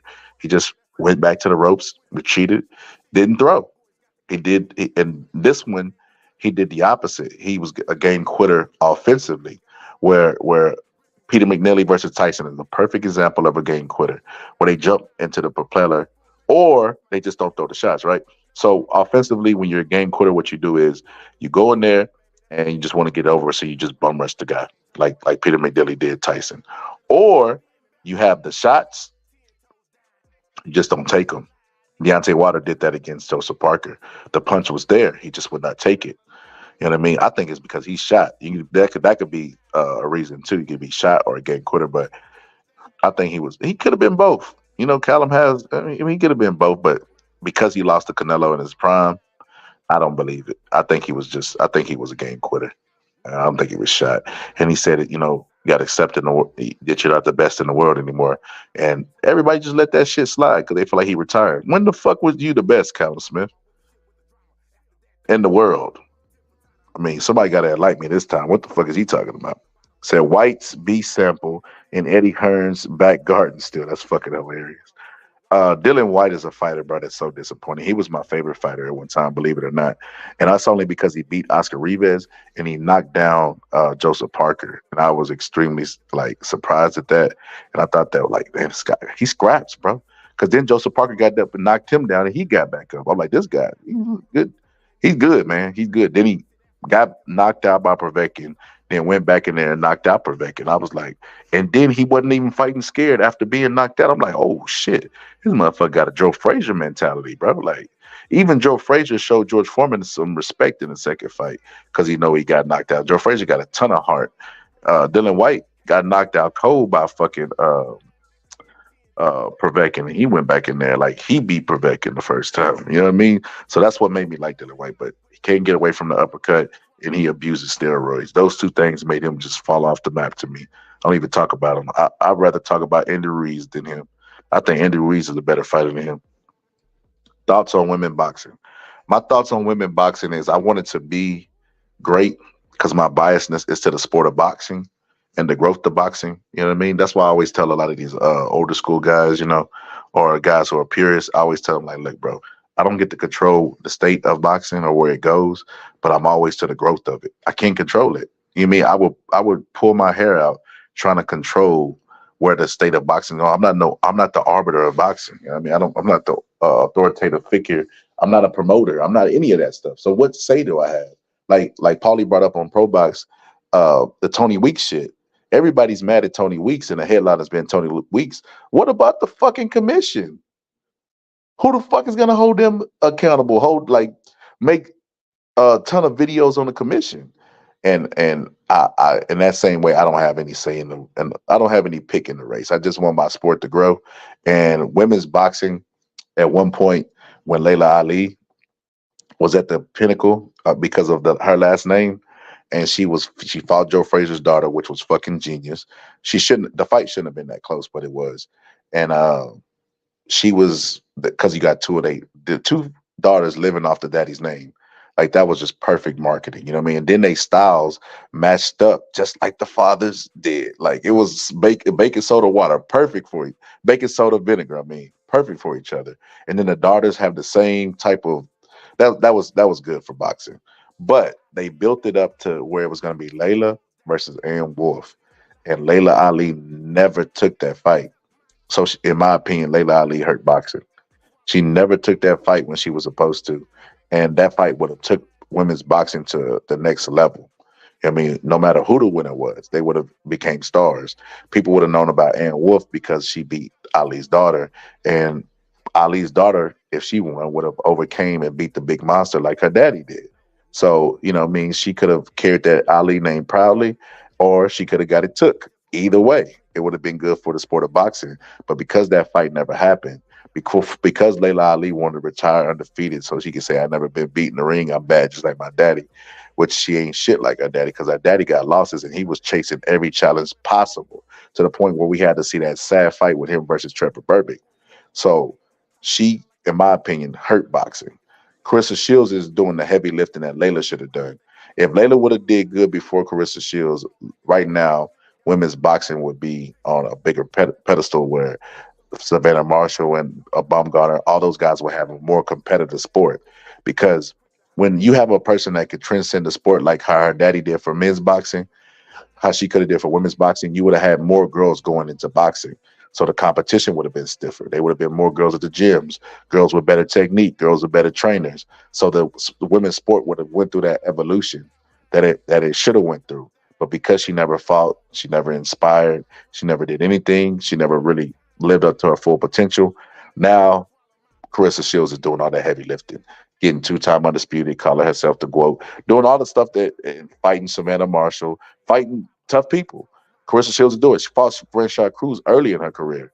So she's doing all the heavy lifting now that Layla Ali should have did with Aaron Wolf. So the next generation of women fighters will get better and better and better, and they'll continue to grow. They'll continue to grow and thrive in the sport of boxing, and it'll get to where it's supposed to be because you got to have both. You got to have women and men's because, bro, people will rather watch women punch on each other than dribble basketball or play lingerie football.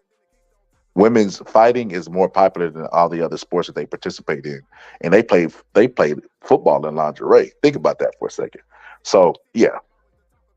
What percent of boxers do you think are juicing? I'm not sure. I'm not sure. I'd say a lot of them. I'd say a lot of them because a lot of them, you listen to what they say.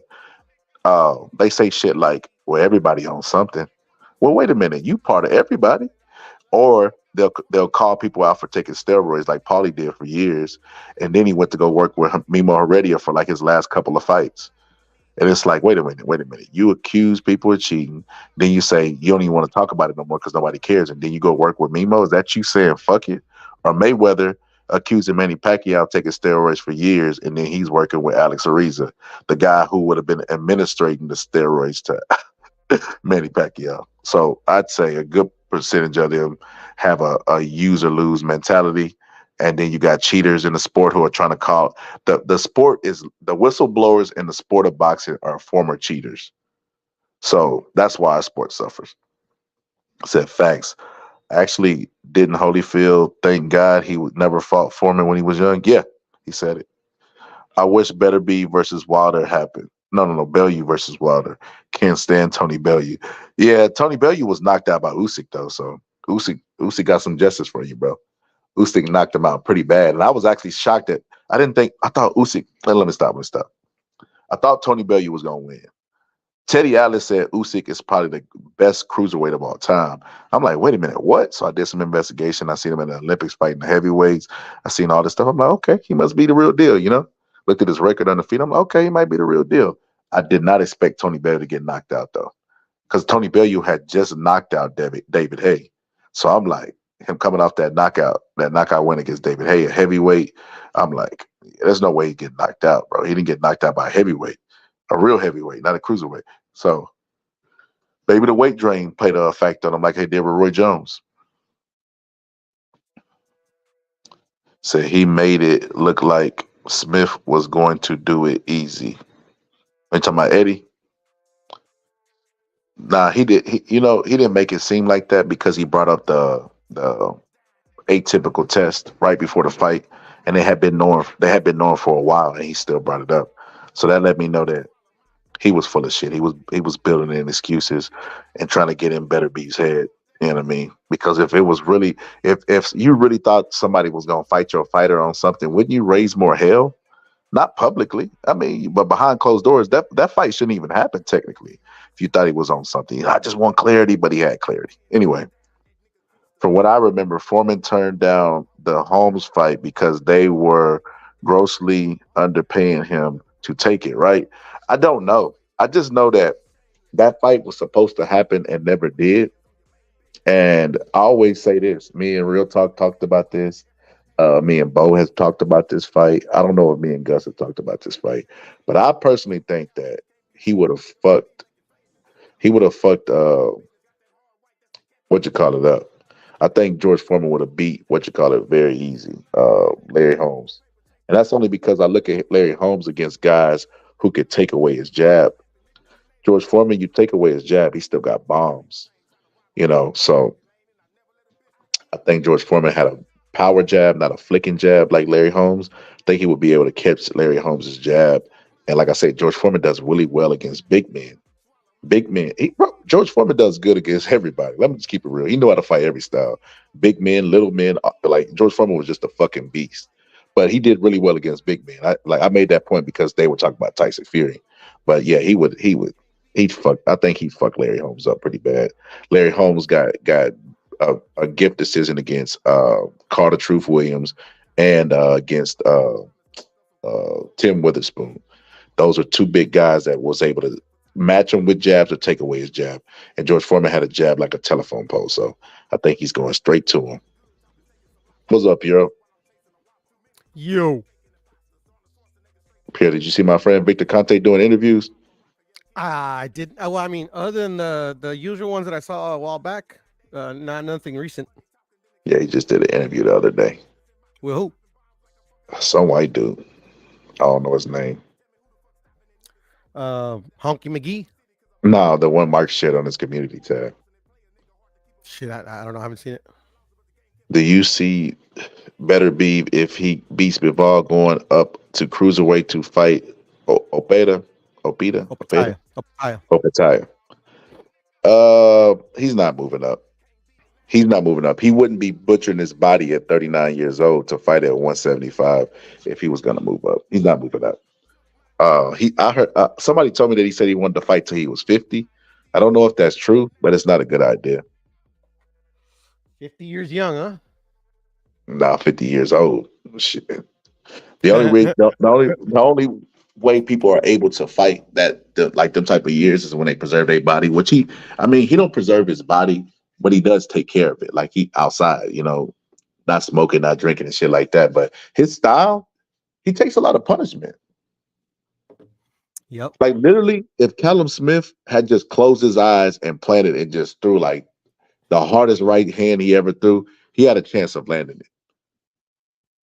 I mean, if you don't throw more uppercuts, bro, the one uppercut he threw, bro, he fucking flew Better Beef's head fucking all the way back. Made him respect him. It slowed down his aggression. He threw a combination. I think he threw like a left hook, right hand, right uppercut. Whatever combination he threw, he ended with a right uppercut.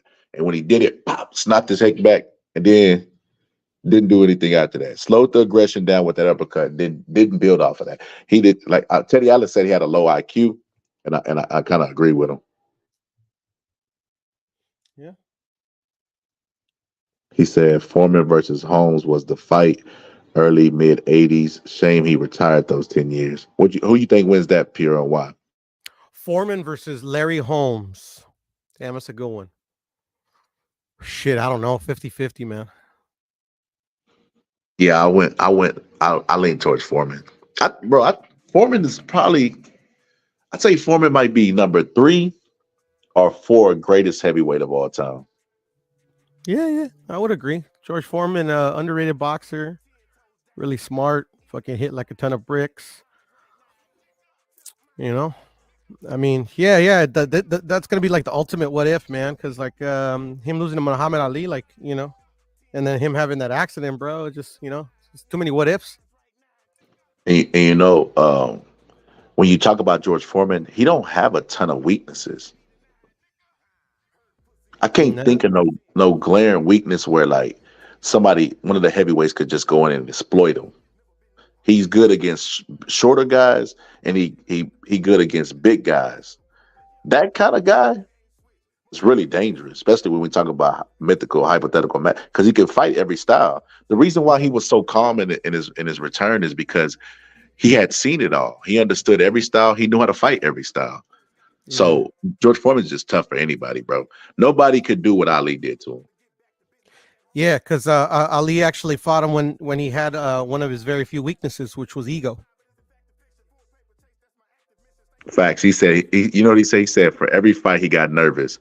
That was the one time. He said he wished he didn't get nervous. Like he had prayed that God would remove the nervousness from him. And he said the one fight he wasn't nervous was the Muhammad Ali fight. Yeah. That's hilarious. The thing, when he came back later, his era of incivility was gone in his own head. So, he was able to, to know that anybody could beat him on any given night. So, So I disagree with this. It said Foreman struggles with slick fighters, Ali, Jimmy Young. So Holmes might outclass him. Jimmy Young fought a damaged George Foreman. George Foreman was so damaged that he retired. a little bit like he was already retired after the Ali fight, but he was the last to admit it, and he ended up going in there with Jimmy Young. But the story that Gil Clancy gives is that he was still training George Foreman, or maybe George Foreman might have brought him in. No, he was still training him because he had that Ron Lau fight too. But he said that when he was training George Foreman, he said he was working with some people and they was going to teach him some tricks.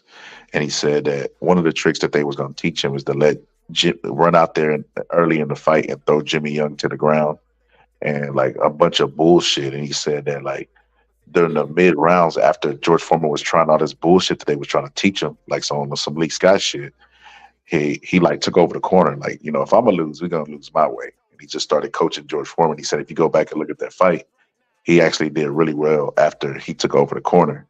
And I believe that. And I also believe he was also damaged goods. Like he had a nervous breakdown literally after the fight. Like after the fight, George Foreman, there's a story about George Foreman bleeding from his hands and talking about, by the blood of God, I've been healed, and just screaming and yelling, and they had to pin him down, and they had to get a whole bunch of dudes. That's how fucking strong he was, Piero. They had to get a small militia of people. Like they probably had to get the whole police force of Houston to come and fucking pin George Foreman down so they can fucking sedate his ass and get him calm. But yeah, he had a nervous breakdown after that fight. George Foreman, if he fought Jimmy Young before he fought Ali, he'd have disposed of him in like 2 rounds. Well, I mean, George Foreman, albeit he was old, you know, Tommy Morrison beat the ever living shit out of him. He ain't a slick fighter. That's the thing with hypotheticals. It's just like, you know, like you can't, like, what would George's mindset be at the time? Would it be the young George, that like was, kind of cocky, whatever, or would it be the older, wiser George that would lose to a Tommy Morrison, but wouldn't get discouraged and kept on going until he finally achieved the objective? That's tough. That's tough to gauge because at the end of the day, it's hypothetical. We don't know. Yeah, I could base it off of what we know about the fighters and what they did in big moment. And we talk like the hypothetical I'm giving is George Foreman before Ali, the prime George Foreman. But I don't think he got the shit beat out of him by Tommy Morrison. I think Tommy Morrison won the fight, but I think it was like a small margin that he won it by. I don't think he just destroyed. I think Holyfield did more destruction against Foreman than Tommy Morrison did. I would agree with you. But I just thought Tommy Morrison. I guess I mean the point I was making is that Tommy Morrison was like the opposite of slick. That's all I'm saying. I got you because he says slick. He struggled with slick fighters. Yeah, I agree with you on that. Yeah, Tommy ain't nothing slick about Tommy Morrison. He actually looked kind of like goofy in that fight, trying to be slick at times. He looked like Wilder. Some fighters that go into their 40s tend to start boxing later. Yeah, it's because they preserve their brain. All we are is our brain, 5 pounds of matter. So if you start later, you know what I mean, you give your brain more time to develop, you know what I mean, because your brain develops into your older age, believe it or not. So you give your brain more time to develop without taking punches, and then you're taking it when you're more wiser, so you're going to take care of your body. Like B-Hop wasn't going to the club. He was sitting his ass in the ice bath at 33 years old. You get what I'm saying? Like, yeah. So now I feel you. That's what I was gonna say. Like you put you hit the nail on the head with wise. Like the older fighters tend to be wise and know that they can't do what their bodies. I mean, they're not physically capable to do what they were doing when they were younger. Facts. Said I love Foreman. Have him top 5 heavyweights all time. No shade. Pure. What I was thinking about doing? I was gonna do like an episode called Trolls or Under the Bridge, and I was gonna tell everybody to pull up what they burn their troll, and I try to guess who's trolling me by what they say. That would have been a dope episode. Yeah, that would be a dope episode. He said, did Ali ever beat a peak listing? I hear he trained the first fight and took a dive the second fight. Nah, that's cap, bro. He didn't take no dive the second fight. Was peak listing, right? Yeah. I don't know. So look, I'll tell you what I was told, or not told. I'll tell you what I know about what they said about it. I'll tell you about what I actually think about it. So Emmanuel Stewart, there's a clip of him talking about Muhammad Ali versus Tyson. You know what I mean? Because I wanted to know what it was, Emmanuel Stewart. And he basically said that Tyson would get beat easy. I'm like, oh man, you know how they say fighters have styles, trainers have style too, and their styles is based off their bias. It's like Teddy Atlas, he prefers to train more aggressive fighters, and And Emmanuel Stewart, he wants big specimens so they could land a good right hand, and jab, which what he predicates all of his offense around, around as an offensive trainer, and then they can use their size to lean and break the guy down over round like a Thomas Hearns or Tyson Fury. So he has a bias to those type of styles. He could trade any style, but that's where his bias lies. And Emmanuel Stewart basically said Tyson wasn't a real heavyweight. I'm like, what? Man, Stewart, you lost this one. That man weighed 190 pounds as a 13-year-old. If that ain't a heavyweight, I don't know what is. I mean, we're all human, Scholar. I mean, maybe he just like most, think heavyweights are supposed to be these gigantic dudes. Yeah, that's where his biasness lies. He likes physical specimens. So that's what I'm saying. Like when he did Murmy's Corner and he was talking about how Mike Tyson wasn't a real heavyweight, he said it on there, and he was like he was able to dominate because of his mental fortitude, basically, and his grit. That's why he was able to go in there and dominate these guys. But he really wasn't a full heavyweight. And he said when he fought full-fledged heavyweights, he struggled. I'm like, bro, first off, everyone outside of Buster Mathis, Oliver Norris, Oliver Norris, and Peter McNeely was probably taller than Mike. Yeah, Mike wasn't that tall. So if he's fighting, it's a numbers game. If he's fighting 90% of people that's taller than him and he loses fights, you could look at all the losses and say, well, he struggled against tall guys.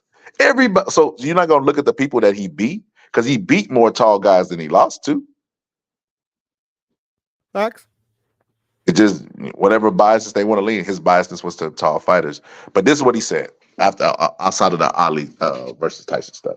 He basically said he knew somebody that was in Sonny Liston's camp, and he said Sonny Liston lied about his age, basically, and he said that Sonny Liston was really a lot older than what he said he was, and he said Sonny Liston was a big partier, and he was like, he wasn't in the mob, but he had like a ties to the mob. He used to be an enforcer. Be enforcer, gambler. He was with the Vegas lifestyle, basically, in a nutshell.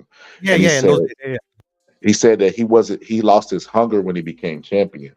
You know what I mean? Because everybody was talking about him, and you know what I mean? His name was ringing bells, and he was just getting lax, with the sleeping on silk sheets, Vegas sheets. Sure. You know what I mean? Mingling with the stars, etc.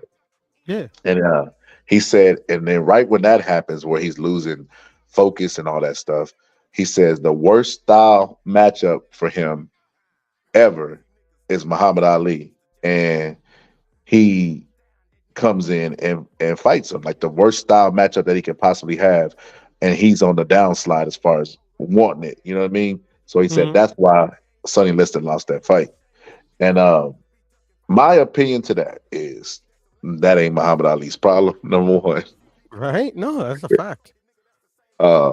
Number two, the second fight, I think he did take a dive.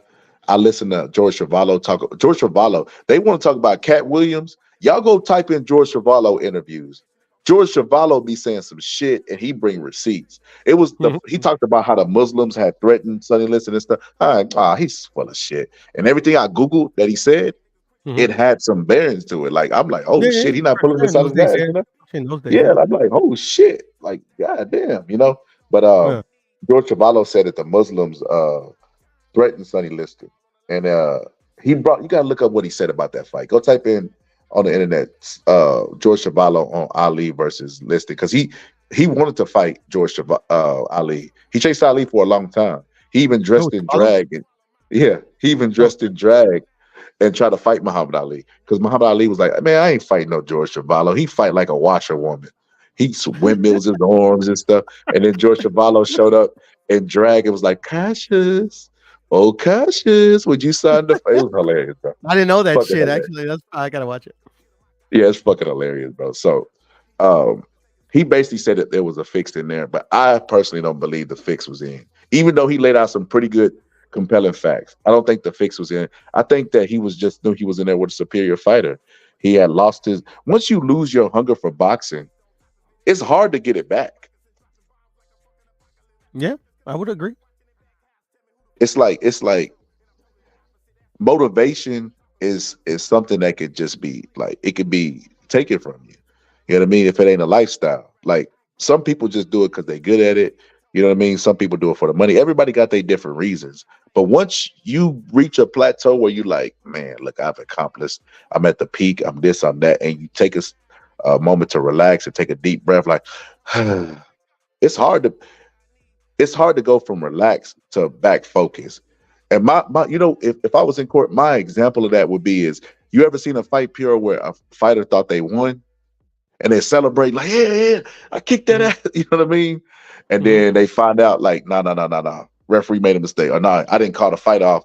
I was just giving a count. Or no, I was letting him put his mouthpiece. Whatever the case may be. And then the fighter has to go get remotivated again to fight. Deontay Wilder against Tyson Fury. When he thought he knocked Tyson Fury out, he was celebrating. He was this, he was that. The moment Tyson Fury gets back up and he did already relax because he think the fight, he can no longer put in the effort that he was putting in before.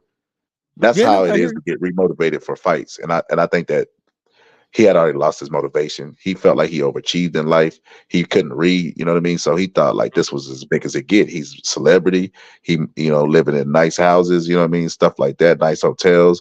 People was treating him with a little bit of respect, even though it was a different time for black people back then. So he just had peaked. And I think that Muhammad Ali would have beat him even if he was focused because he didn't know how to cut the ring off.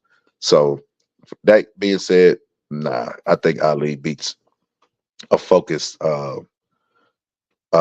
Sonny Liston, whether he threw the fight or not. Said Tommy fought a slick style that night, in my opinion. What do you think about that, Pure? Tommy fought a slick style against Goerge. Yeah. I mean, I'll have to rewatch it, but yeah, I just, yeah. I don't like. I'm not gonna lie. I remember the fight, but I don't remember him fighting a slick style. But I'll watch it again. If I'm wrong, I'm wrong. Jay, I won't say slick. I'll say slick-ish, right? And the reason I say slick-ish, I know you've seen Joe Frazier fight George Foreman the second time. And you remember he was holding his hands up, doing little stuff, trying to clown. Like, I don't know you ever seen that cat video where they're messing with the cat and then he puts his hands up and then he does it again and he puts his hands up? That's what Joe Frazier looked like. He looked exactly like that video, trying to fight George Foreman and be slick. So it was his version of slickness, but it wasn't fluid and slick to me and in rhythm because they're power punchers. Power punchers don't know how to fight in rhythm because power is a broken rhythm. You really tense up and try to knock a motherfucker out. Most of the people that are fluent, like Sugar Ray Roberts, they put their punches together in combinations and knock you out. Power punchers normally, so it's hard for them to go from that to slick fighters. What he did do in that fight that he normally doesn't do is he took a step back. He normally would come forward. That fight, he was cognizant of Foreman's power, so he was taking steps back. So take a fighter who never took a whole lot of steps back and he finally starts to do it. If you say that that's slick, then yeah, I would agree with you. But I say it's slick-ish because he didn't look great doing it to me. You know what I wanted to say, Scholar, too, before I forget, is that like when did when did it become normal for like a fighter to like, when did they all become like or like, I don't know, like what I'm trying to say is like a lot of people say nowadays that like fighters that don't live a fighter's lifestyle like don't succeed in boxing, bro. Like I remember in my day, ever since I've been watching boxing, bro, like shit, the most boxers, the world champions, the greatest of all time, man, they've all had they all weren't like 100% concentrated on the gym, gym rats and shit. Like in my opinion, like most boxers aren't gym rats, they have a set time, preparing for a fight where they like fucking, get rid of all of the normal shit that they do. If some of them drink or whatever, someone won't drink, someone won't have sex, whatever, blah, blah, blah. Nowadays, I feel like this narrative goes around like all these boxers or the most successful boxers that are around now are like fucking like uber focused gym rats that don't do anything but box and stay in the gym. I don't know. To me, that's a misconception they try to push nowadays. Oh, I completely agree. But see, I don't have no definitive answer on this because I see both sides. I don't know. So to me, it's the same argument with Chad Johnson and Brendan Marshall. Whenever they Ocho versus Science, and Chad Johnson was basically saying like bro, I'm a Hall of Famer, bro, and I eat McDonald's. You know what I mean? I Mhm. didn't fucking I didn't listen to these dudes. Oh, you got to do this many crunches and this many sit-ups and blah blah blah. And then Brandon Marshall's argument to him is, and that's why your career was cut short. And he was like, bro, I've never been injured, and you've been injured, and you was eating all that shit. So they go back and forth, and it's like both of them make good points, and I don't know. Because Brendan Marshall's argument is, Chad, you were great, but had you took Mhm. care of your body, you would be like Tom Brady now. Because Tom Brady eat avocado ice cream, and you know what I mean. Tom Mhm. Brady's really, really strict when it comes to that shit. So his Mhm. argument is how you get the longevity out of your talent is you got to take care of your body and be focused. But like you Mhm. said, Roberto Durant doing cocaine, partying, drinking, that he boxed what he had fucking he boxed from the 60s to fucking 2000. Yeah, yeah, yeah. And but see, Brandon Marshall's argument would be he probably could have went to 2010. You know what I'm trying to say? It never ends. It never, and I can't say definitively if it woulda or if it wouldn't. I don't know. Yeah, I don't right. know. Yeah, we'll never know. That's the thing. But like shit. I mean, like I've always thought of it as like the boxers have come from like the lowest rungs of society, bruh. That's usually where boxers come from, bro. Like none of these boxers have been perfect people. You get what I'm saying? But they always you get what I'm trying to say? Absolutely. Absolutely. Yeah. He said I wish I knew exactly how old Sonny Liston was. People say he was 40 to 50 years old when he stepped in with Ali. He was the first Luis Ortiz. Right? Yeah, I was gonna say, yeah, he was actually 86 years old, bro. Nobody wants to say it though. I'll say 186, bro. it. He said, "Whose jab was better, Sonny Liston or Holmes? Who you think, Bureau?" I'm not gonna lie. Like the only I haven't seen all of Sonny Liston's fights, so I can't answer that question. I'd say Sonny Liston only because he had a power jab, and uh, Larry Holmes had a flicking jab. Like when there's videos of Larry Holmes teaching the jab online, and he's flicking. He's telling you flick, flick, flick, flick. You got to do this. You got to set him up with the flicking jab, and then mug him with the right hand. He teaches the flick with the jab. A flicking jab it could be an effective jab if it's pestering, but it can also get taken away fairly easy. You know what I mean? Because you're not committed to it. You're not stepping into it. You know what I mean? So that's why. What is his name? Tim Witherspoon was able to just do the cross arm defense, catch that flicking jab, and just take it out of play and counter it. Hmm. Uh, I don't think he would have been able to counter Sonny Liston's jab so easy. So I'd have to go with a power jab over a flicking jab. So yeah, I'd have to say I'm going with Sonny Liston on this one. Sonny Liston was knocking people's teeth out with his jab. That's some George Foreman shit. He's the only guy that George Foreman like actually had to respect. No, there's a picture. Have you seen the pure where George Foreman's like touching on Sonny Liston's biceps? No, I probably have, but it's not coming to me. Hold on, let me see if I can find this picture. Yeah. And also, I It was just going to shows ask how. you, Scholar. Oh, go ahead. No, I'm done. I'm done. No, I was just also going to ask Scholar. That's actually a hard question to answer for any boxer, bro. Because I mean, like how good a jab you have, to me, it all goes down to how effective it is. Like, I mean, there's been boxers in history that have extremely effective jabs that don't really land all the time, because like you can there's so many ways you can use a jab. It doesn't even have to land. I mean, you can use it to blind your opponent. You can use it as a feint. I mean, you get what I'm trying to say. It's just like that. Yeah, That's hard to like definitively answer. It doesn't matter what the boxer is. yeah, it's different variations of the jab. So Yeah. and boxing's so like situational that you know what I Mhm, mean. mhm, There's situations where you need a flicking jab. There's situations where you need a probing jab. mhm. Situation where you need a power jab. The only reason I would just go with that power jab is because it's power. You know what I mean? Like Yeah, and the if you scores, try to, right?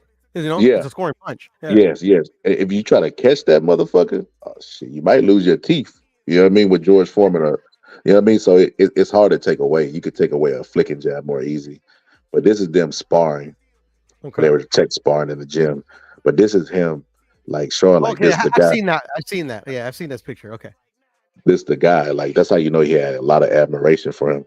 I remember telling somebody one time George Foreman was wouldn't have won against Sonny Liston. They were like, why do you say that? If you go look at every fighter historically, pure, I'm talking Chavez, all these guys, when they meet somebody that they really admire, they always dial their skills back. They never, only person that tried to kill him was Larry Holmes. Larry Holmes said, I took it lightly on him. Go back and look at that fight. He was trying to knock Muhammad Ali out. He was hitting him really hard to the body. He did not take it easy on Muhammad Ali.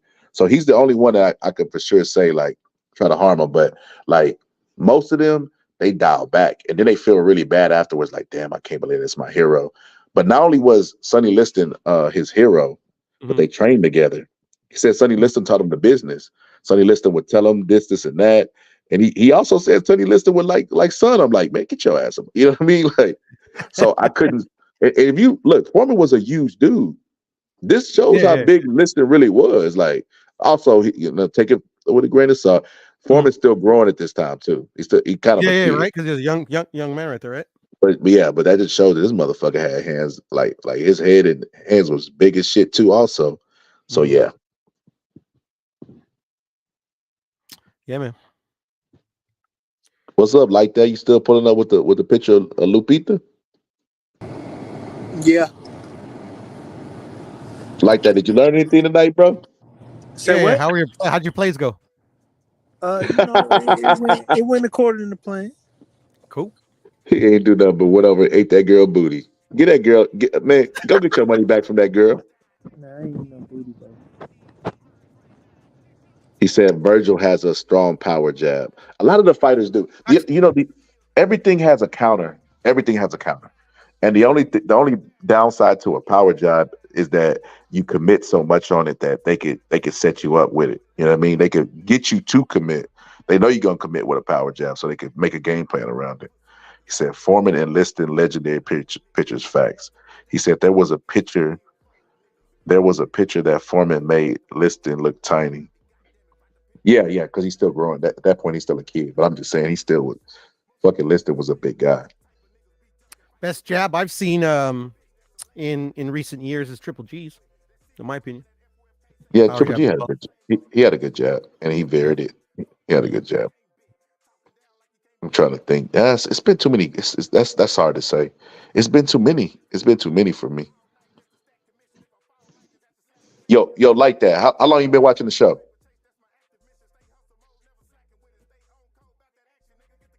He over there eating booty now. Nah, Scholar, not too long. Scholar, what you gotta understand is sometimes you gotta eat that ass. Pause. Scholar, what you? No, he eating ass. He paid to go eat ass. Scholar, see what you're not understanding, Scholar, is I had to go miles to eat that black woman's ass. But I went to the next door neighbor because she was white, Scholar. That's hilarious. But yeah, I just tuned in right when I said link. Damn, like that. So you missed a lot of shit. Hey, that's Scissor. Scissor's fine, bro. She too fine to be that crazy and have that low self-esteem, bro. But look. Who's that? So who's that? Scissor. I never heard. What's the name, bro? Bro, where I used to work, bro, it's a girl that looked just like her, bro. That used to fuck with me. So why she don't fuck with you no more? She found out you was a cool. No. She had a nigga, bro. I didn't entertain it like that. Man, you know what happened? There was a shooting at your job, and you dove past her to get the white woman. Hell no. She had a nigga. I like that in his 20s. You know, he's never had sex. And the dude, Cap, and the dude worked there too. And the dude worked there too. I was like, bro, nah. That's the worst. That's the worst thing, bro. When they still be flirting with people and they work what they do. Yeah, like he worked on the other side though. Like he worked in production. We worked in the warehouse. Doesn't matter, bro. Anytime that's still crazy. It's bad for business, bro. Because if something ever happened, it goes back to the job, bro. Facts. That's why I didn't entertain it, bro. So, bro, I was talking about George Foreman versus Tyson because they gave a take on Probox and they basically said Tyson Fury would beat George Foreman. And I wasn't feeling that shit, bro. Not even a little bit, bro. And not only is George Foreman just a beast, all right, Pure, just a beast from an athletic standpoint, bro. Like this motherfucker carrying the. Can you see the screen? Yeah. Motherfucker carrying a calf, bro. Their logic was, man, Tyson Fury would get in there and lean all that weight on that guy. He's just so dangerous. Bro, how you gonna lean weight on a motherfucker carrying a cow, bro? Yeah. Bro, nobody in the history of ever, except for Paul Bunyan, said, I'm gonna pick that cow up and put him on my shoulders. Bro, if I was with my friend and he said that, I would just keep walking, bro. I wouldn't even stop to love. Like, this nigga's crazy, bro. What the fuck is he picking up cows for, bro? Yeah. And then look, came back at fucking at 40 years old pulling cars, bro, in neutral. Dang. This the guy that they say finna get physically dominated, bro. And I'm pretty sure, look, Paulie and them, they got high IQs and they well versed in boxing, but I'm pretty sure they didn't know about this story, bro. And you know how most people like I said, Cat Williams, man, I ran that 4.3, you know what I'm saying? Like, and it's not provable. Now we see him picking up calves on the picture, right? Yeah. Now we got video of this motherfucker punching the lion, bro. Check this shit out. In hindsight, after Ali beat George Foreman, he no longer had the mystique, but George Foreman was a very dangerous man. Listen to Big George tell a story about the time the lion attacked him, and Big George showed no fear whatsoever. Check this out. You gotta halfway be crazy. That's why you get a lion and a tiger. You're absolutely out of your mind. And I had an incident once, and that's when I decided I didn't want lions and tigers anymore. I'd raised this lion from a cub. We loved one another, licked and played. And one day, trying to save my brother from the lion attacked me. And I didn't want my brother to be killed. I attacked the lion back, and just by a hair, I'm here today, and the lion is not. I had to depart with my beloved lion because I realized they would never be a pet. I swung, I missed him by an inch and screamed and fell just a little bit out of his territory. And he saw my charge and understood that now watch I this, was bro. just Watch as the second dangerous punch, as bro. him that moment. And he moved. We both George Foreman finna hit him on the top of the head. Look, company. And we never be. get we your never were friends. motherfucker. Bro, he made a lion reconsider, bro. How long did that connect? Yeah, it hit him on the top of the head, bro. That man made a lion reconsider being a lion, bro. He got hit. He was like, you know what? Are they hired over there in the parrot department? Maybe I could be an ostrich. I don't want to be a lion anymore. Yeah, he made a lion reconsider, bro. Matter of fact, bro, he was like, me and that lion departed and he was never seen again. That's hilarious, bro. He beat the lion's ass so bad he went into depression as a lion and was never seen again, bro. Hell no. Matter of fact, That's I got some breaking footage of the lion, bro. Got some break. He did an interview. I did an interview with him, and this is what he had to say about George Foreman. This motherfucker don't miss. No, he's fucking good. That motherfucker don't miss, man. He's good. In the heat of battle, he don't miss. No. In the heat of controversy, he don't miss. No. Facts. Bro, now, bro, keep it real, bro. If you was out with your brother, bro, and a lion attacked your brother, bro, what would you do? Bro, I gotta stand on business, bro. Like, I gotta go ahead and, die trying to save him. Bro, so you would die, bro. Keep it real, bro. You would die trying to save your brother, bro. Death before dishonor, brother. It's just one of those things, man. Like you gotta put family first, bro. Bro, I ain't gonna lie to you. I don't know what I would do, bro. I wouldn't even say definitively what I would do because I would be in shock, bro. That a fucking first off, I wouldn't even have no lion as a pet. I wouldn't even have a lion as a pet, bro. And if I did, bro, and he started charging my brother, bro, I wouldn't think to sit down. Like George Foreman believed in his power so much, he was like, you know what? I'm gonna punch this motherfucker in the back of the head. Like I would have maybe picked up something, bro, and try to wrap his ass. Not just me and my fist. That's all I need is me and my fist. Bro, he believed in his power more than Deontay Wilder believes in his right hand. He threw more right hands against a lion than Deontay Wilder threw against Joseph Parker, bro. J.O. said he gonna use his 6 months. It was funny when he started tapping that motherfucker on top of his head, like, oh shit. Bro, that's crazy, bro. Hit the lion on the top of the head, bro. And then the lion tried to, and you know what? Now look, that lion wasn't raised in a while, but I watched a documentary one time that said that lions will bite off the balls of other lions so they can never have kids. That's the penalty for losing a fight as a lion. But The lion who gets his balls bit off, he won't look in the other lion's eyes because it's shown that, like, okay, you beat me. Like, you know how monkeys hang their head and put their arm out to get permission to leave? It's some shit like Yeah. that. They won't give him eye contact. When George Foreman hit that lion, bro, he looked away from him. That had Bro, to been a hellified ass punch, bro. did you see? Bro, it was like this. I think a silverback or some shit like that. It was like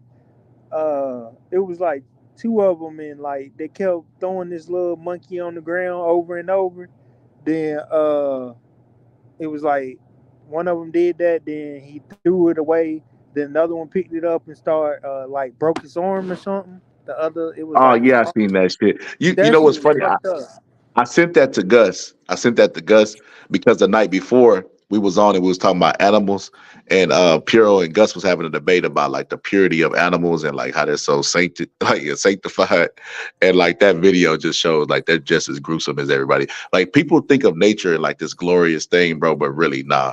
Like you know how people like, man, like they make mouse traps and that's like humane. It ain't like poison or anything, and then they Yeah. go and let them outside. And then an owl comes and just swoops them up. Thank you. I would have never got him inside your house. Even though studies show, bro, that if you really want to be humane to a mouse, let him live in your house. He gonna live the longest life that he ever lives inside of your house because he protected from all predators, and he gonna get an abundance of food. But nah, they don't want to have them conversations, bro. Yeah, they don't want to have those, bro. But that was crazy though. That monkey just snapped that motherfucker. Like, I mean, gorilla, whatever the fuck it was. Like, fucking just snapped that other monkey like arm. That shit was crazy. And it was another little monkey, bro. That's what it was crazy about. Like, why the fuck that made me believe reincarnation is real. That was a hating ass human, bro. That got born as a chimp and he got mad because another chimp was getting all the hoes, bro. And he just went and took it out on another little chimp. I don't even think that was nah. They weren't the same type though, because the one that did it Yeah, was all one was a little black. bitty one. Yeah, one of them was a little bitty ones, and one was an actual like chimpanzee. I'm saying he was mad at another chimp and took it out on a little smaller monkey because he can get away with it. Damn, that's fucked up, bro. Yeah, bro, the human side was like, damn, that's some whole ass shit. Bro, But bro, that fucking arm, bro. transitioning, bro, off of boxing. So let's give alert, man. We're switching up from boxing.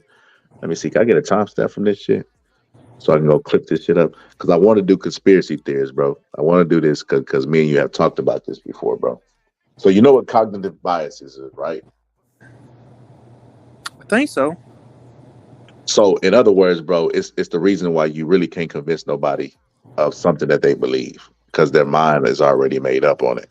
The Dunning-Kruger effect, that's part of our cognitive biases, bro. Like we think that we're the best at shit and we think that we're experts in, you know what I mean? That's why we don't second guess our knowledge. You know what I mean? Like people argue with doctors, bro. Like the doctor, you know, doctors, they do way more schooling than what I'm doing now, bro. Like I'm pulling in these 12-hour days, bro. They got to do that shit for fucking semesters. Then when they leave, they got a ton of debt, bro. But they have to pass a state test to say they're certified. And you have somebody who just read a Google article like, no, doctor, I know more than you. But inside of cognitive biases, shit. Hold on, let me find this picture. But inside the cognitive biases, we have fucking another bias. God damn. I'm gonna have to get me some sleep when I get home, bro.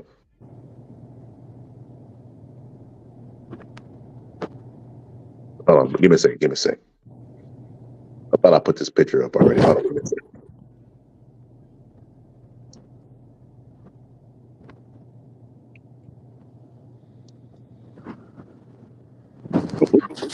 That shit is called, it's not illicit biases. What is it called?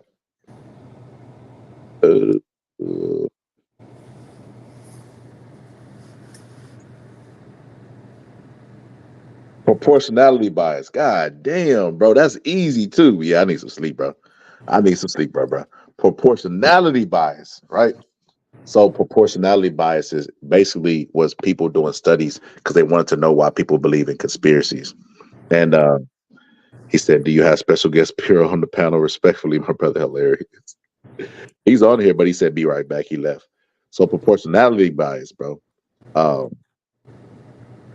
See if I can find it. I know I screenshot a proportionality bias.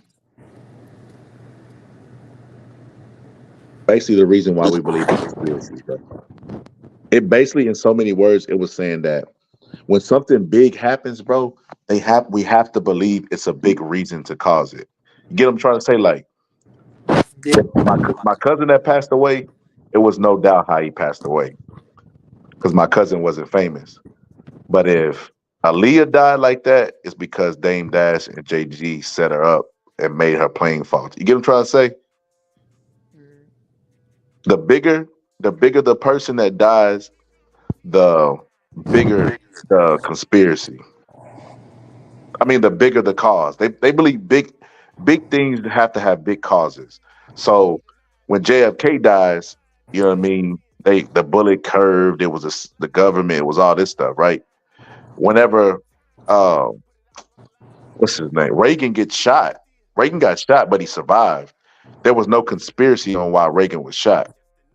But if Reagan would have died, I guarantee there would have been just as much conspiracies because that's how the brain works when it comes to conspiracies. So I did a little, I did a little research, bro. And I had to go back through the archives, bro. When COVID happened, bro. When COVID happened, I can remember a bunch of people saying it was a hoax. I remember people was pulling up. It was this guy who pulled up to the lobby of a hospital. Was like, "It's a hoax. Where are all the people?" She's like, "Sir, we don't keep people in our lobby." The fuck? You go to I mean, we don't keep people. Yeah, we don't keep people alive. You going to you're looking for sick COVID patients in the lobby of a hospital. What the fuck is wrong with you, bro? But before I even get to the conspiracies, I gotta give the man who actually cured COVID. I gotta give him credit, bro. Beautiful mind, great scientist. I don't have to talk no more. I let him do the talking for himself. This man is solely responsible for COVID not being here. Win! Almighty! Strong! South wind! Heat! Burn this thing! In the name of Jesus! Satan, you bow your knee! You fall on your face!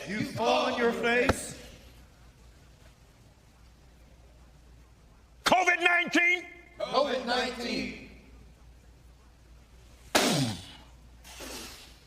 I blow the wind of God on you.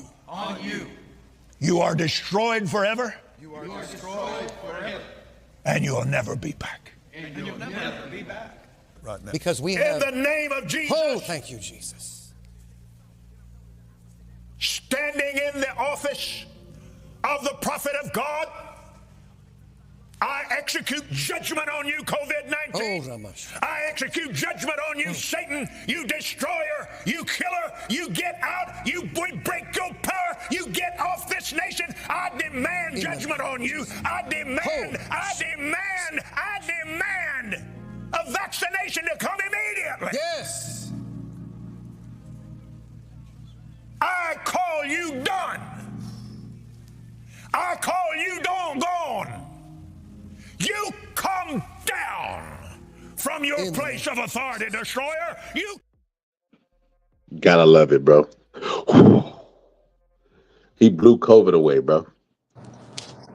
Bro, you know that motherfucker got mannerisms of an old ass white grandmother. Bro, can you see the screen? Yeah. He looked like he looked like that dude, the villain from The Mask, bro. I blow you away, COVID. Like, bro, he'd have caught them hands if I was in church, bro. Blowing spit without his mask on, bro. He'd have caught the fucking hands, bro. He'd have caught the fucking hands, bro. But yeah, shout out to him, bro, for getting rid of COVID. First, he blew it away. Then he prayed for a vaccine without talking to the scientists, bro. He didn't say help science. He said, get us a vaccine now. That guy's fucking hilarious. But he's a millionaire pastor, bro. You saw that one where the woman interviewed him, asked him about buying Tyler Perry jet, and it was like Yes. the I can't be in there with all those demons. bruh, that shit was crazy, bro. And it was like, I don't know, bro. Hey, bro, but that's the thing, bro. If you So felt on hard times, would you go be a mega pastor? no. It's not that it's not tempting, bro, because it's easy money, bro. You're gonna be a millionaire to just talk and blow COVID out there. The saddest part about it is the niggas around him, they gotta pretend like he really doing some shit, bro. They were like, Hoto some, and then he was like, they were like, bro, I'd have been like, I just looked at him like, I don't think TD Jakes be doing all that shit. Swallowed, and you've been swallowed. You don't remember that? But you can hit it like, bro, you can literally hit them with the bro. And then you know what's the good thing about church, bro? Like, you only need to know about 7 to 10 scriptures, bro. And 5 of them gonna be about how you need to pay your tithes and how you ain't gonna be blessed if you don't pay your tithes. So like, Hilarious. bro, I said hilarious. nah, I'm for real, bro. Like, bro, that's all you gotta do, bro. Learn, then that's it, bro. You keep that. Like, most of these preachers only really be preaching about how you need to pay your tithes. So do you believe in the moon, that we got to the moon, right? I don't know, bro. See, I ain't big gonna say I events. don't believe it, but I ain't gonna say I believe it. Like, I just don't know. So big events. That's part of the big event that people might think was staged. But look, this is what my homie Neil deGrasse Tyson had to say, because he had somebody who didn't believe in it, and he basically was saying before I put this clip, he basically was saying that if you look at all the stuff that happened during NASA, bro, like all the people that were involved, there was like 100,000 people. It would have been easier just to try to get to space than it would be to fake it.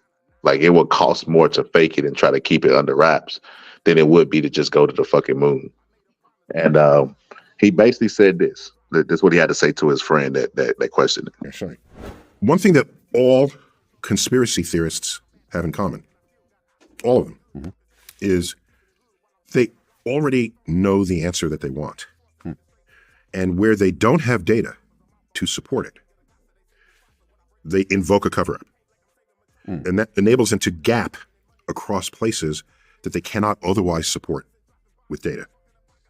I had a friend who, a full-grown man, otherwise rational, said to me, I've read the websites that doubt that we landed on the moon, and they're pretty convincing to me. But if you tell me that we landed on the moon, I'll believe you. And I said, it has nothing to do with my authority over information about what you should believe.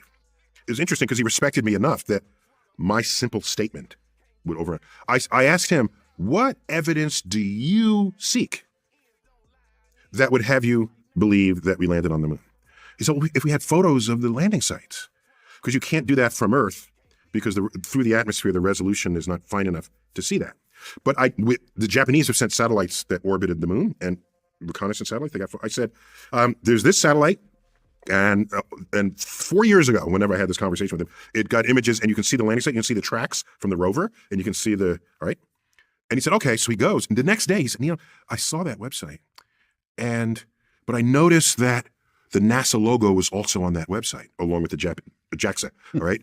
And so I don't know if I can trust it. I said, you asked me what evidence would convince you. I just presented you that evidence, and you're not convinced. There's nothing more this conversation can do. I can't. We're done here. We're done. We're done. That's confirmation bias, bro. Confirmation bias is basically where you ignore the stuff that goes against your argument, and then you seek out the stuff that supports your argument.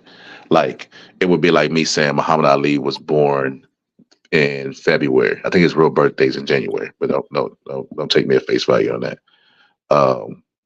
But it would be like me saying Muhammad Ali was born in February, and then he was really born in January. And then when presented with evidence, I still deny the fact that he was born there. Okay, like that. I just seen your message. But yeah, conspiracy theories have been around for a long time. And they're not going anywhere anytime soon.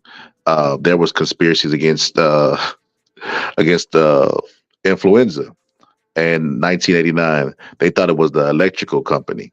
They thought they were responsible for the outbreak. Um, they blamed the Jewish people for the bubonic plague in the 14th century. They blamed aspirin. The Germans blamed aspirin, the pharmaceutical company, for tainted aspirins. And then they even believe in conspiracies that conflict with each other. Like a lot of people believe that Princess Diana faked her own death, but she was also murdered. So two things can be true, but it's because it was a big event. Um, the amount of people that would be involved in NASA would be an estimated 411,000 people that was involved into it, and all of those people would have to remain silent for the conspiracy not to get out, and that shit would have been broke in the estimated math of 3.68 years based off the conspiracy.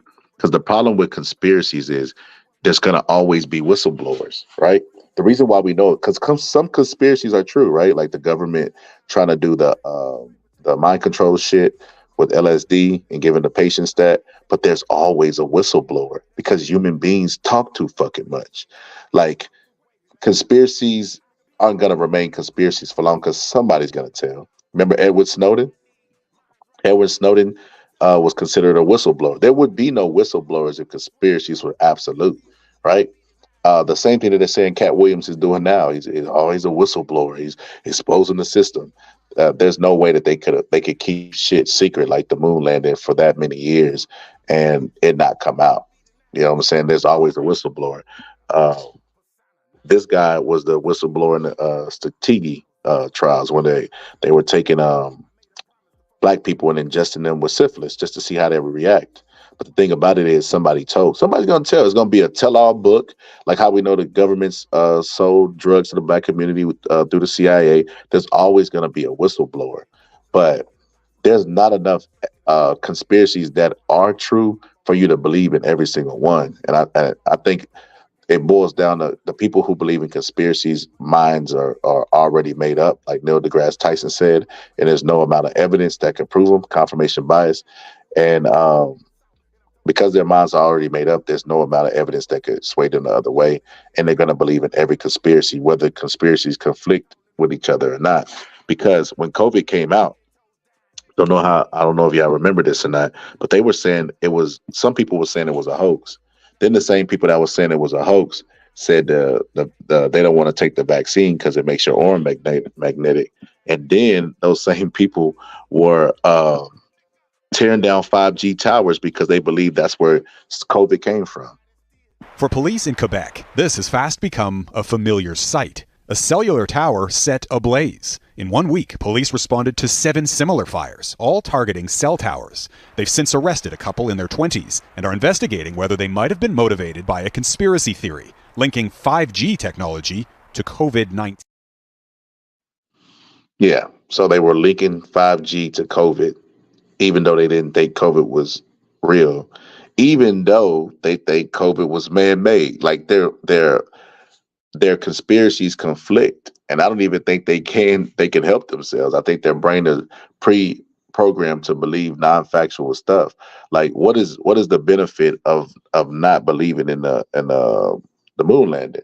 Like why would they fake it? What would be the purpose? You say, okay, they were racial with other countries. Everybody knows this, right? Public information.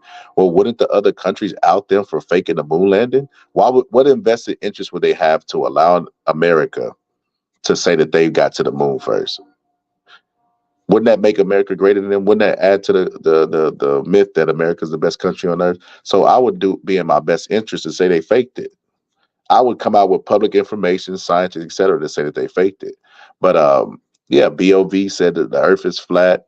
And I remember him and Neil deGrasse Tyson was going back and forth about that. But it's like these people that say it's conspiracy, these conspiracy people believe that they really have facts.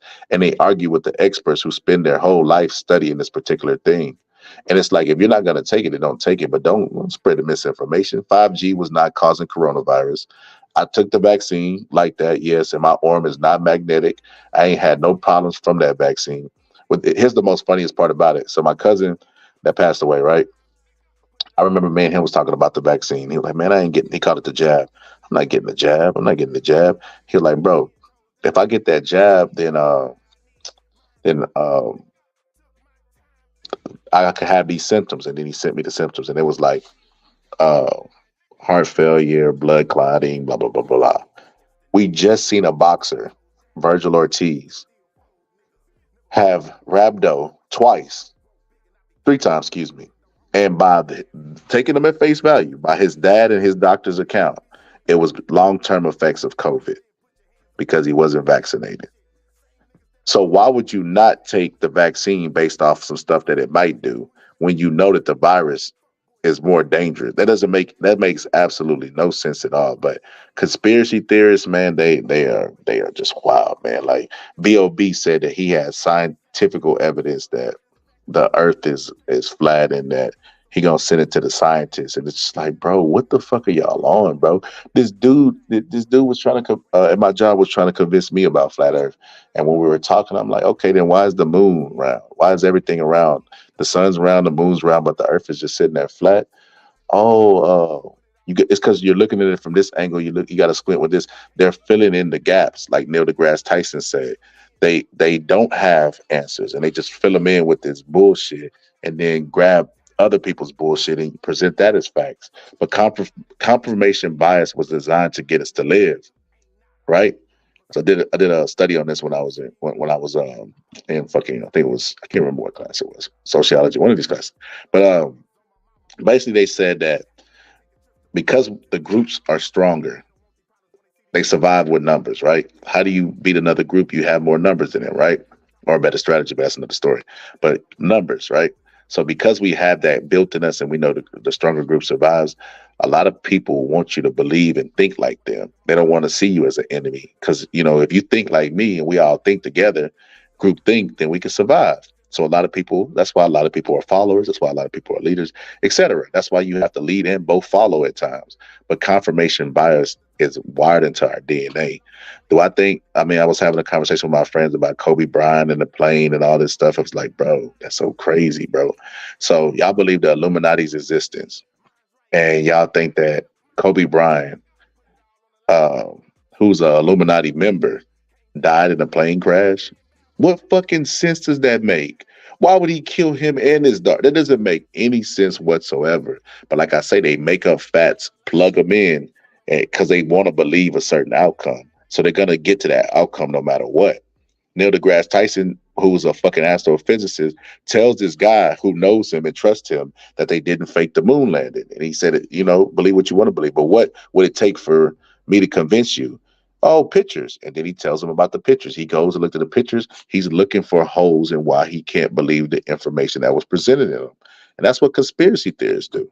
They have no facts. They have no nothing. They just present the information that they deem to be facts in their argument. No peer-reviewed studies, no credible sources, no nothing. You can Google anything right now. I can Google why do black people stink and find an article about that. Picture me arguing right now, why do black people stink? And I go to online and find an article that they did with dogs and smelling black people when they find out they stink. You get how silly does that sound, right? So I'll leave you with this, man. You could be a conspiracy theorist or not. You could believe that Illuminati is in charge of everything and that you finna beat them at home with your laptop. These social justice warriors, they control all the information, but they finna let yours get out. Wink, wink. You can believe that if you want to, man, but you gotta grow up at sometimes, man. You gotta trust the science, man. Trust the science, because if anybody got sick, they would go to the hospital and they would go to that same doctor and let him operate on them or let him do this. You would be at the doctor's mercy. The same guy that you say don't know shit and you know more than him online will do surgery on yourself. Why ain't there no clinics being opened up in nobody's house where they're doing surgery on these people? Because number one, they can't do it. Number one, they don't know enough to do it. And we got laws in place, but I'll leave you with that, man. Good episode. Appreciate Puro pulling up. I appreciate you pulling up, Puro. Like that. I'm going to end it because I got to study for this test that we got tomorrow. On Monday. We got it on Monday. But I got to end it early because I got to get these study hours in because I'm not studying when I get to home. I'm going to fucking sleep. Yeah, I feel you, man. Hand your scandal, brother. I'll see you when I look at you. All right, bro. All right, bro. Peace. Mike, Francois Botha, 6-1 underdog. Are there any concerns on your part? I don't know anything about that. I don't know nothing about numbers. I just know what I can do. How about kill this mother? Well, it. It's a fight. So whatever happens, happens. Mike, why do you have to talk like that? Well, I'm talking to you the way I want to talk to you. Do you have a problem? Turn off your station. You know what? I think we'll end the discussion right now. Then we could. You got it. Have a nice fight, Mike. Off. 10 toes down, ends don't lie, I need mines right now. I took my time, put it all on the line. Swallow my pride and still can't be denied. I been about mine, 10 toes down, ends don't lie, I need mines right now. I took my time, put it all on the line. Swallow my pride and still can't be denied.